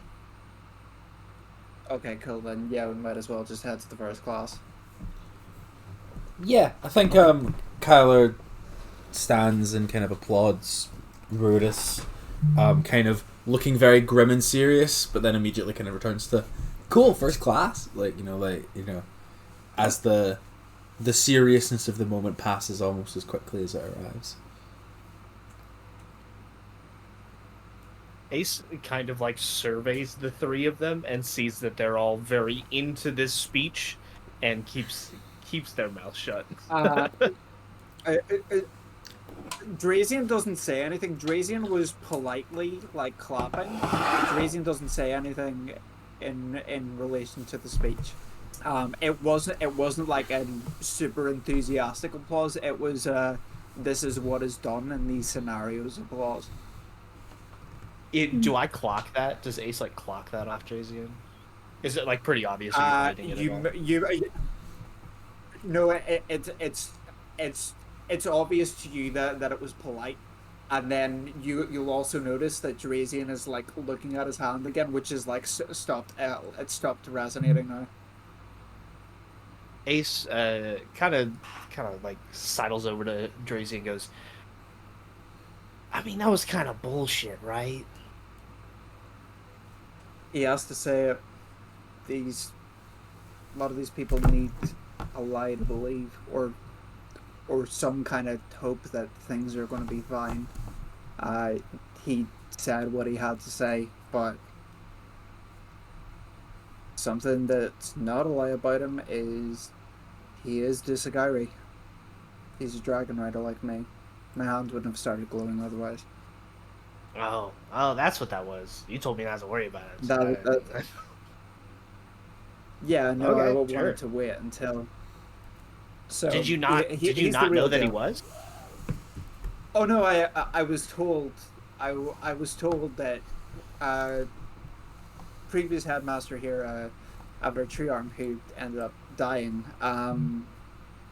I had a conversation with him in which part of the reason that I came here to Truearm's Academy was because I was told there was a Disagiri who taught at the academy, but he wasn't here all of last semester. He was apparently off doing stuff, and I spoke to Professor Truearm and asked for details about who this guy was, when he was going to be around, and he said he wouldn't be back until this semester. His name was Rudis Van Maelstrom, and that's him. So I had information that he was that, but I had no way of being sure until that moment, because we were in some kind of proximity. My tattoo started glowing. It doesn't do that unless there's another Disagari nearby. Well, I mean, I guess he's probably kind of a big deal. I mean, I haven't heard about much here in Iltanian, right? I've heard of Avatar Truearm. That dude was basically a god, right? Without being a god. Like, whatever killed him, for this person to take his place, he's got to be a big deal, right? Yeah, but from what I've heard, from what Avatar told me, a lot of this stuff that Rudis took on was more less in the public limelight for good reason, because there were things that needed to be taken care of quietly, and that's what Avatar told me that Rudis set out to do. That's why he was away for so long, not necessarily even on this plane of existence for sometimes. Top secret shit that couldn't be in the public eye. And honestly, I think it's probably good for the Academy that it's not some super public, like, top adventure that everyone knows about to take Avatar's place, because there's going to be less of a target on Agalin's back than there was when Avatar was here. And look, I know we all loved Avatar, but it was... Agalin was very in the limelight when he was here. And I don't necessarily think that it's a terrible idea that it's someone that is not as well known who's taken Avatar's place. But that's just me. Yeah, make a lot of good points.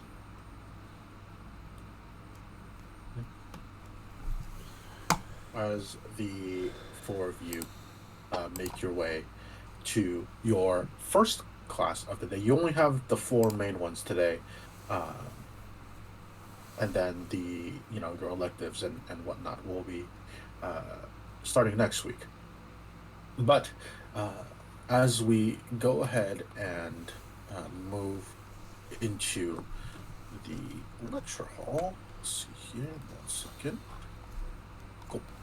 All right, so you make your way out of the main hall of the campus. This sort of hall, you understand, is not just the sort of theater, multi-purpose room, however you want to call it, but also a lot of the offices and administrative duties that the academy does to keep it running, more or less, is done within this main building here. Most of the lectures and classes and other such things are done, as most other universities do, spread out across the campus. Different subjects and colleges and departments have their own buildings sometimes. Sometimes they share buildings with other departments, but for many classes, it's can and sometimes will be, running from building to building, across campus for some people, depending on how your schedules are done. But thankfully, for the core studies, it is more or less in the same building, as those are your core studies. It is the electives and clubs coming later that will probably necessitate you to kind of run across campus. Mm-hmm. But for the time being, you make your way to one of the main lecture halls / classroom buildings in the campus, a large 3-story sort of structure that is decorated nicely, has sort of a almost like a castle-esque Victorian quality to it, interspersed with the marble-ish coloration with gold and blue interspersed as decoration in between. You walk in and immediately you can hear the discussions of all sorts of different conversations immediately assaulting your ears. As you can see, different students, for different classes, kind of standing outside, kind of like hanging around outside the classroom before the door opens, type of a situation. And you walk past them, and some are older students, some are younger students. This being the adventuring academy and university, there's not really a specific age. You have to be an X amount of age to be here, type of a thing. Some people you can see are a little bit older, probably have rejoined the academy and pursued their education a little bit later in life. Some are younger, probably just out of whatever primary or secondary education that they were in before. It does seem that all of this is less on age, more on merits.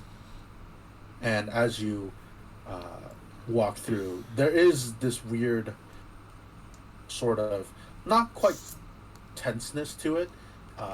The conversations you hear is a lot of it is like, oh, what you do for the winter solstice, what you do for break, kind of like shooting the shit almost. But there is that undercurrent of everybody's kind of still recovering, and like this is sort of the getting back into the swing of things for a lot of people is just how to move on with it. Especially with such a big thing as a Worldsquall not too long ago. So, but you can see some people recovered faster than the others, and most everybody just wants to get on with it. You arrive at your designated classroom. It is not too big. The university, although it has quite a large amount of students and faculty, does favor a bit more of a lower student to teacher ratio. So you're unlikely, unless it's like a really basic class, unlikely to find the sort of one professor to like 200 students sort of a lecture hall situation. More often than not, it's typically one faculty member teaching for maybe 20 or 30 students, like 40 tops typically. Gotcha. It's a little bit of a usually average around 20 to 30 is the class size typically. Again, some classes are larger than the others, especially like the 101s, right? Like not the Monster Parts 101s, but like the how to swing a sword 101 type, basic 101s, or like that may have like 100 200 students or whatever it is. But you guys are the latter half of your first year, and it's this is probably the norm, which is like 20 to 30. As you walk in, you can see that the classroom itself, it's rectangular, more long than it is wide, and you can see at the front, it kind of is more or less on the same elevation, but there is a little bit of a dip at the very front, where you can see several bookcases and a large desk and various other accoutrements on there. You can see in front of you guys as you walk in, the door opens, you're at the back of the classroom. The door opens, and you walk in and you can see there's like, the long tables, right? Not the individual desks, but the long desks that kind of has a middle central walkway, and, seats and all that. There's already some individuals here, maybe about 7 or 8 that have arrived already. You're about 5 to 10 minutes till thereabouts of class. And are you guys all sitting together? Is anybody sitting in the back, the front? How we spreading out? I think we stay together. We're all kind of sitting together. Middle, like not at the back, but not at the front. Like kind of a few rows back, but with more rows behind, if that makes sense. Like a third of the way up. Yeah. I think. Sure. I think that's what Kylo would aim for. Yeah. Okay. Yeah. You grab your seats. Easy enough to do so. And over the next several minutes, the class fills up with students. And eventually, as about 5 minutes before the class starts, you hear the door open and your professor walks in. The first class that you have today is Spellcraft Through the Lens of the Arcane. And you can see as the door opens, people kind of look back, right? You see a tall human. It looks like human male walk in. He's maybe about 6'1", around that. Right around that. Has a head of sort of blonde hair that's parted in the middle part, kind of down like this. He has a pair set of glasses on. He has a nice trimmed full beard that kind of like frames his face. He has a big mustache, kind of goes like this. Big pair of glasses on. He has a white kind of overcloak sort of situation going on, with a vest, blue tie, white shirt, white pants. Has a book in hand. You can see it carved with runes, probably his spell book, implement, whatever it is. He's kind of holding it in one hand, tucked under his arm. His kind of puts on his glasses properly as he walks in and goes to the front, and turns it all to the rest of you, and he has all you kind of sit there and look up. He goes, "Good morning, students. My name is Mr. Caldwell. I will be your instructor for spellcraft to the lens to the arcane." And as he says this, he kind of is looking through and clocking everybody's faces, not more in the way of just like, okay, you're in my class, you're in my class kind of a way. He kind of sets his book down at the table behind him and starts to go through the beginning portion of the class. So basically, to take a step back for a second, to explain to both people who may be watching, and also the four of you guys how we're going to do it, is that essentially because nobody wants to sit here and go through the actual class. That's not what we're here to do. And I'm also not going to prepare an actual lesson plan because that's so much work. What? You can do it if you want to do it. I'll lesson plan. I'll lesson plan for you. I'll lesson plan for you. No, but basically, the first class, which is the one we're doing today, I'll do a little bit more in depth, just because of the first class. But future classes will kind of essentially summarize and go through. And the idea is that this will be sort of week-to-week basis, because a lot of the main sort of classes is the same on a day-to-day basis. We'll essentially do a thing where we'll go through the classes in sort of a montage sort of way, and then when you're not in classes, aka the evenings, afternoons and evenings, or the weekends, we'll play in real time essentially. If that makes sense. So Gotcha. we'll montage through the actual classes, but then if somebody's like, hey, I want to RP Monday afternoon because XYZ, then we'll slow the time back to real time and play it out, and then speed it up for classes that are like monotonous maybe or whatnot. Right?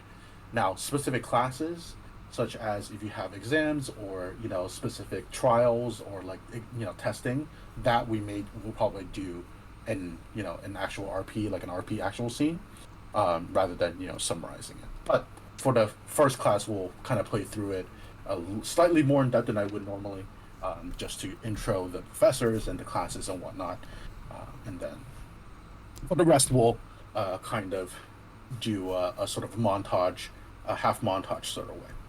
So we'd go by academic week and academic week, essentially. Thumbs up? We're good? Sounds good. Cool. Yep, all good. Yeah, and I'll off stream I'll elaborate more on this, but that's basically how we're gonna play it for the people who are listening as well. So Alrighty. So Conwell explains that as he delves into the class, the thing you guys quickly realize is that, and he makes a point of this too, is that this class, understandably, not everybody here are wizards or sorcerers or whatever, right? Not you don't need to be a pure caster to benefit from his class. There's a reason that this is a core study. He explains that essentially most of this class is to get you knowledge on how spellcraft works from an arcane caster's point of view. And he kind of, there's a point where, he pauses and looks at, more of the martial folk, perhaps, be like, in the sense of the, knowing your opponent and knowing your enemy and knowing how their magic works will also benefit you. So basically, he's like, there is no reason to be like, this class is useless, and he'll be keeping out of it because he had that before, and he's not here to deal with that. But that's basically it. So and I'll step back into him here now. So that is the overview of this class. Now, I understand again that most of you, or even some of you, most of you, may not be pure arcane casters like I am, and that is fine. The school's workload and the assignments given will reflect that. A lot of these is going to be not theoretical, but applied in a scientific sense and perhaps not a practical sense. If you, of course, don't have the practical ability to do so, there's no point in me asking you to do that. The point is to make sure that you understand the concepts and how they apply, not just as a wizard or an artificer or a sorcerer, but for paladins, how you may counter them, if that's something that you will seek to do so. For fighters, what spellcasting looks like. All this is important. To that end, we do have a assignment that will last the majority of the semester. This will be replacing a traditional final written exam. So you have a whole semester to work on it. And of course, I'm here if you need any assistance. In essence, what you'll be needing to do is, by semester's end, and he kind of looks down at his watch, about 14, 15 weeks, thereabouts, around that, 16 for some, but by semester's end, you will need to have the basic framework of a new spell, cantrip level. I'm not asking you to move planets. That's not what this is. But a new spell. For those of you who want to make it a true creation, you may choose to do so, but all I'm asking is for the framework of this new spell. Now, what the spell does, completely your choice. You can be as ambitious or as basic as you would like to be. Keep in mind, spellcrafting is quite intense, and doing anything past a first level spell in this time frame is not easy. That said, if we have some ambitious folk in here that would like to be a little bit more ambitious, you're more than welcome to do so. I will offer office hours in the next coming weeks to discuss your projects and make sure that what you are doing is not only within the university's guidelines, but will not blow up in your face. And you do remember before we last night going about it, Caldwell's primary job, his day job, is spell creation. That is what he does. That's his primary duty, aside from teaching, of course. But to that end, and he kind of continues on, and you spend the rest of the first period of class essentially going over his rough syllabus, lesson plans, and things like that. They're not super stringent on rules per se. A lot of it is on the professor-to-professor basis, but for Caldwell, he's one of the professors that's like, if you know what you're doing, then I care a little bit less if you are like actively taking notes in my class or not. Like, if you know what you're doing and I can see that you know what you're doing, then like, okay, because each people has, every person learns differently. So he's like, if you, can show me that you're keeping up with everybody else, then okay, cool. How But big that is the is- class? Like, how many kids are in it? Like 20-ish, Okay. a little bit over 20. And he goes, all right. As you see the clock as it hits the last 10 minutes of class, he goes, any main questions? Classes will start proper tomorrow. This is more of an introduction, but any questions? Looks around. You see one kid raise his hand. We'll get to you in a second. You see one kid raise his hand. He looks at him, and the kid goes, is it for the spell that we were going to make? Is there any rules in terms of? He kind of just look. You see Cobble just stares at him for a second. Yes. Again, as I said, questions about the final project can be done in office hours. I wanted to make sure if the lesson plan and everything that I've said, in a general sense, has any questions. And they kind of nods and says that he'll set up an appointment later on. And as you raise your hand, Jason, you see Professor Caldwell looks at you and says, yes. Never mind. Mine was about the project itself and parameters on evocation magic. So You got it. Yes, I didn't want to take up everybody's time for personal specific questions. General ones is what I wanted to answer if there's any general ones. Specific ones, you are welcome to Ecolosa Eudrasian as well as the other Arcadians. You're more than welcome to set up an appointment to discuss. I've always available for that purpose. Alright, well, that is it for my class today. Good luck to your academic studies, everyone. And at this point, he starts, everybody starts packing up. The most of your other classes, and I'll kind of, again, like I said, I'm going to try to summarize as best as I can so we don't have the same scene play out 4 times. So, as you move to your next class, which is Adventuring Tactics with Professor Lyra, the first thing you notice is that as you walk in is Lyra is not a big person. She's actually quite short. She's human, it seems, but definitely like 4-foot club type of she's like 4'10" maybe, but That's how tall Geraldine is. Oh, there you go. The kid is fair.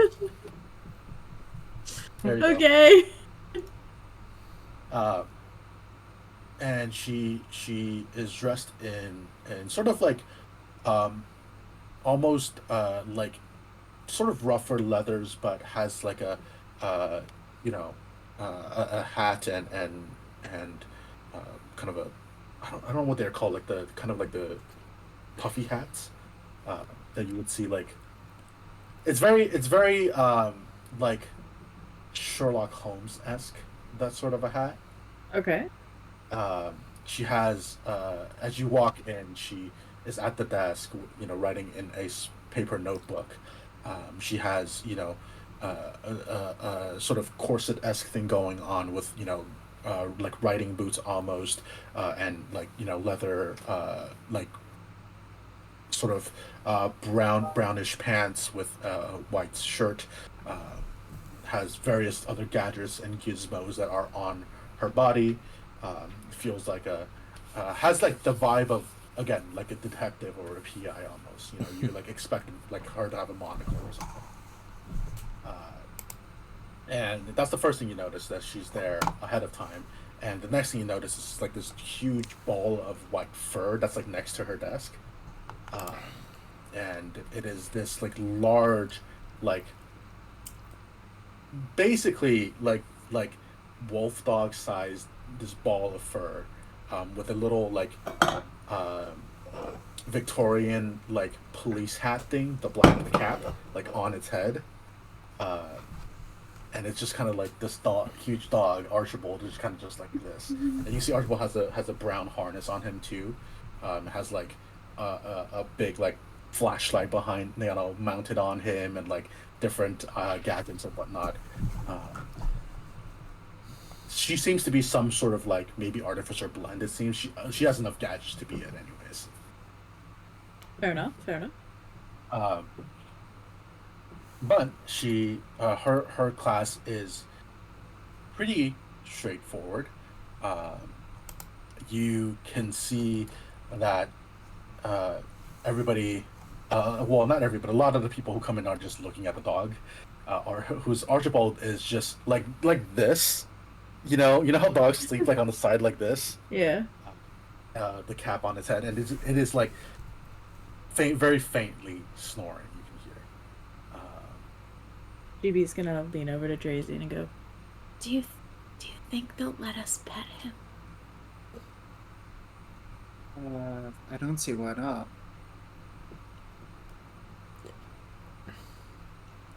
Okay. You may as well ask. She's not gonna try right now, but Yeah, Geraldine now has a goal in the class. amazing. No, it's pass it. But pet the dog. I pet. Yes, but you can, as everybody falls in, Lyra stands up. Welcome you all to class. It explains that this class, and he goes, well, welcome students. It's nice to see new faces in the crowd. For those of you that have not met me, I am Professor Lyra Ryder. I am your tactics instructor for this course, and this is Archibald. And Archibald kind of like stirs, looks up, and just goes back to sleep. When he's not like this, he is my trusted companion, and for those of you who don't know, I work primarily as an investigator and a detective of sorts. But my expertise lies in tactics, both in urban and other settings. And at this point, you can see actually when she's talking, she's very like she moves a bunch. She's quite energetic, and you can see her. Those of you with a higher sense, I guess, better perception, I would say, anything probably more than a 15 or a 16. To perception. Passive perception. Yeah. Okay, mine's a 7. Yeah, my passive is 15. Okay, so I think everybody gets it. I think. No, Kyle's got a passive of 10. Oh, okay. Oh. Kyler doesn't see shit. Oblivious. Doesn't notice shit. No shit. Is the conversation about yeah. badass adventurers? No, tuned out. Just Our autistic king. Yeah, so she's wearing like brown pants and riding boots that goes up to her knee. But because she does move a bunch, you can hear as she walks up and back that her legs sound mechanical. Like she probably has some sort of like both. And you do remember she was Injured, yeah. For quite a while. It seems whatever it is resulted in her legs being mechanical. Okay. Mm. And you can hear the like servos almost of her leg. Okay. And you said she was kind of giving I was about to say aristocats. That's not the word I'm looking for. Artificer. Like, yeah, artificer. Yeah, she may have built her legs herself. Not fucking aristocats. Not aristocats. We are not Sorry. there. She's giving aristocats. No. But yeah, like yeah, artificer. So you say okay, she may have built her legs herself. And she looks young too. She like looks like she's in her early 20s. You know she's not from her like faculty page, but she looks like she's young. And like inexperienced, understanding probably to her benefit, you know. You never know when a friendly face may make some secrets spill out. Yeah, she has like a hidden lethality to her almost. Like, you know, she looks very nice, but you understand probably, you know, bevy of experience. She goes, now, this class is going to be a little bit different than your other ones. I know your other professors may have coursework or whatever. Ours is going to be different. In order to pass this class, we will be conducting, aside from lectures about tactics and whatnot, it's going to be more of a discussion. Actually, I really don't like to just lecture. But aside from tactics and discussion, in order to pass this class, you will be needing to demonstrate those tactics in a series of exercises, physical ones, in person, not in the classroom. We'll be using the university's training grounds for that purpose, though I can tell you that the final exam will be a life survival exercise. So she kind of taps the side of her head. Just keep that in mind. But aside from that, my job is to make sure that you lot, just all of you, don't die. So, as long as you are living, by the time you exit this university, that's my job done. Any questions? Good. Well, she kind of at this point gestures back, and you can see she rolls out walks back, rolls out a board, and as a little sneak peek and perhaps something to prepare, within the next 2 weeks we'll have our first survival assessment, I guess is the best way. So our first exercise is going to be a forest one. And then the next is going to be a mountain exercise, and the rest we're gonna keep secret for the time being. But each exercise should last no more than perhaps half a day, though your final exam is going to be a 24-hour survival exercise. If you have any particular sort of needs and whatnot that need to be taken into consideration, mitigate it best as we can. If it becomes debilitating, let me know. But the point is for you to be in unfamiliar territory and to learn. She kind of goes through the rest of her. Each of these classes is only an hour. It's a little bit less than that. It's 45 minutes to 50 minutes. She goes through the rest, just basically being like, do the best you can. If she becomes an issue, talk to me outside of class. But if it's not like you're gonna drop that immediately. Sort it out on your own. That's what you're here for. You gotta learn. So that's Lyra. She does end the class as Caldwell with any questions to be asked.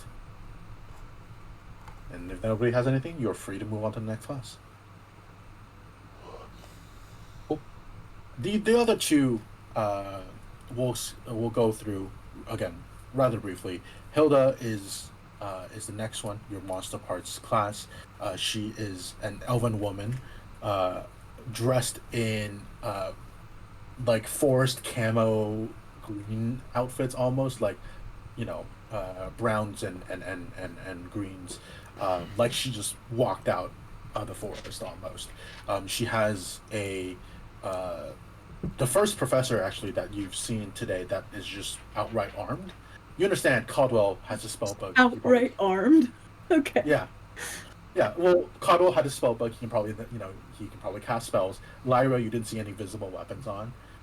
Though again, artificer probably hidden. But Hilda in her hips. Yeah, maybe.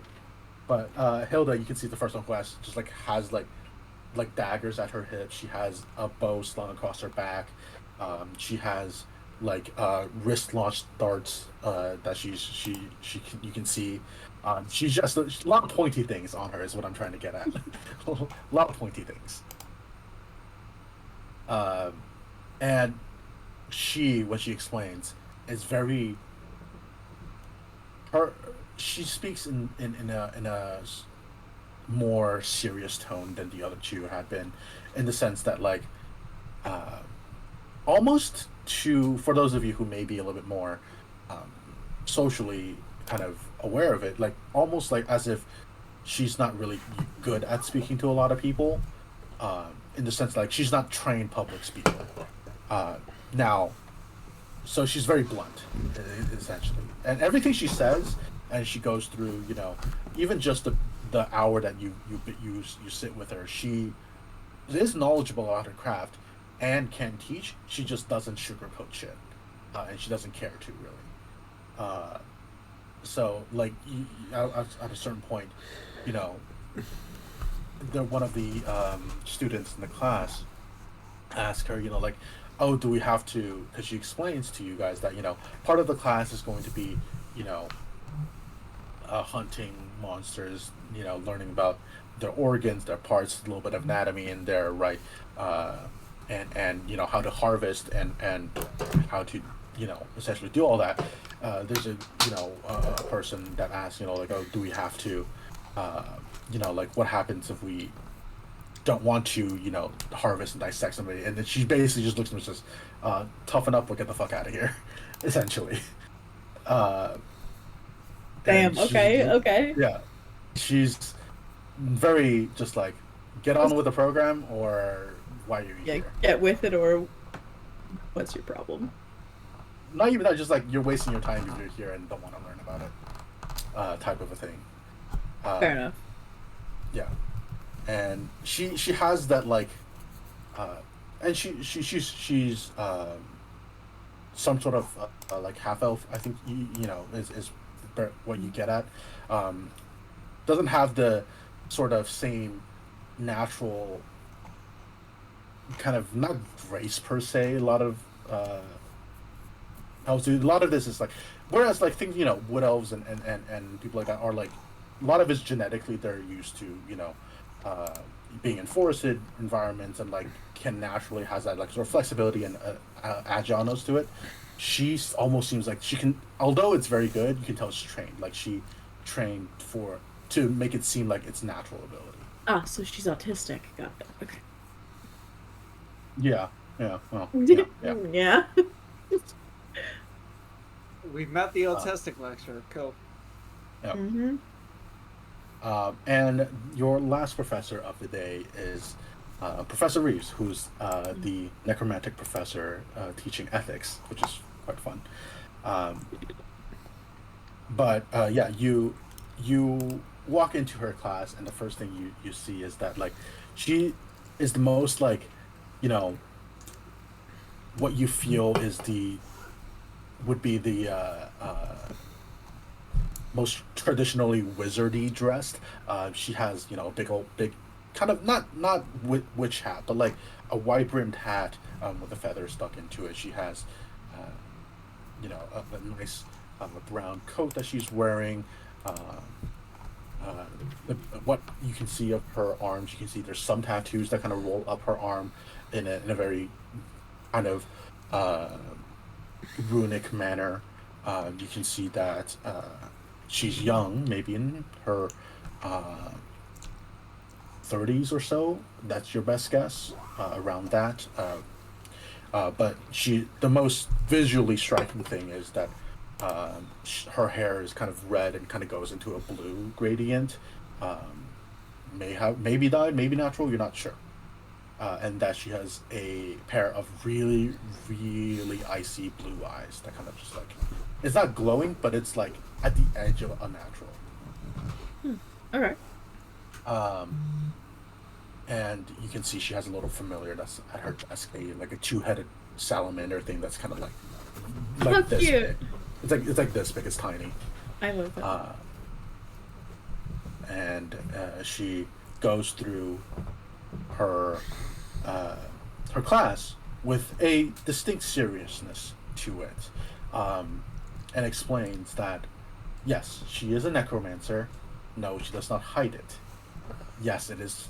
We know it's weird that she's teaching an ethics class, but that is the point. And she goes through she doesn't harp on her own necromantic resume or anything, but she essentially imparts the idea and emphasizes the fact that, like, especially you all with your magical abilities and whatnot, and her with a necromantic background, is so very important to make sure that when you do your magic, you're being, cognizant of the consequences that come with it, essentially. Okay. And that's basically what it is. Her class doesn't have a final exam like the other ones. Her is more of a. At some point in the semester, I would like to sit down with each of you and have a discussion, and just to get where your point is. Gonna convince us to become body donors. Well, she doesn't say that. Whether or not that's actually a thing, we'll see. No, but she basically donate your body to science? Arcana? Yeah. To guess. necromancy. Donate your body to the arcane? Don't anybody do arcane. But she basically wants to get a measure of everybody. So that's pretty much what it is. And the university may have your dossiers and files and information, but she wants to get firsthand, like, all right, who are my students? She seems quite personable, actually, for somebody who his focus is of the undead and death itself. She's very cheerful, very not necromancy-y. She's like all smiles and shit. But that is your 4 main classes. And again, off stream, I will expand more to you guys. But this is the basic information for your classes. With that, early afternoon rolls around. You've been in class for several hours at this point in time, and for the time being, you are free to do whatever you would like. So, as the 4 of you walk out of Professor Reeves' class, what would you like to do? I'm making a beeline for Headmaster Von Maelstrom's office, is what I'm doing. Ace is making a beeline for Dale's. I just turned to y'all and I'm like, I need to go and see if new Headmaster will speak to me, because things. Oh, yes. I'll catch you guys later. Yeah, okay. This isn't even me being secretive. It's Dragon Rider, and I need to. He's the person I needed to find to actually teach me. So I need to go and speak to him and see if he will actually teach me and help me figure out what the fuck I'm supposed to do. Okay, have fun. Okay, Enjoy, dude. We're gonna do So Dre is doing that. What's the rest of you doing? Dre is bolting. Dre, GB's gonna runs like away. lightly elbow Kyler and go, told us where he was going. I know. I'm stunned. Oh my god.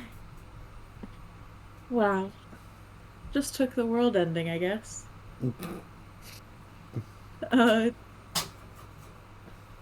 GB's gonna probably head out of the school and probably back towards the house. That was a lot of school for the day. Yeah, more than we've had at all, to be honest. School the entire semester. Yeah, it's Ace almost is- like you guys weren't in school this entire this last. GB's gonna Ace is like never been to school. Ace is like, get me if you out of even- here. If you even glance at Ace, Ace is like going directly to Dale's. Ace is like, I need a drink. What did I get myself into? This sucks. What is this? I don't like this at all. I think GB's gonna just... The campus does have taverns. Nah. Dale's though. Dale's is... Yeah. Dale's is our Dale's local. is her. That's our dive. Yeah. Sure. Yeah, I think GB's gonna probably leave school and I don't know. Kyler, what are you doing? I think Kyler is going to go for a workout, or something like active. Great, Maybe GB's gonna look go at- shopping then. Maybe look at developing a cantrip of some sorts via practical experimentation. See if Kyler can't come up with something. Be inspired by hitting things. Yeah, GB's gonna go shopping then. Sounds good. Ugh. I'm happy to like send you something that she's looking Yeah. for off. Yeah, Off we can screen. probably a good point to wrap, and then Yeah, I we think can so. actually put together a like plan for, so we're not, each of us isn't floundering for like 10 minutes figuring out the So specifics of what is we it that wanna I do. need? Because I know I wanted to switch out some of, like, I have some magic Yeah, I have items some left logistics to go over over, that I so, yeah. and like I wanted to just I Yeah, wanted we to can go see come if I back. could get more recipes. Yeah, we can come back next time with the meeting with the headmaster, whatever shopping you get done, training to figure out a cantrip, and drinking at Dale's. Yeah, buddy. That's what we can come Sweet. back to. Sweet, sounds good. So excited. Cass, I think your stream is in your control. Eli's gonna have to read out because Eli's logged into the account. Okay, there. sweet. Then I will raid us out into Tabletop Notcher Live. So Oh, let's hell yeah. go Good stuff. and say hello to them. And yeah, thank you guys for coming Welcome along. back. And welcome back. We're back. The man them have returned. We back, baby. Be back. See you are. later. We'll be back same time next week, guys. We'll see you then. Bye. Bye. Bye.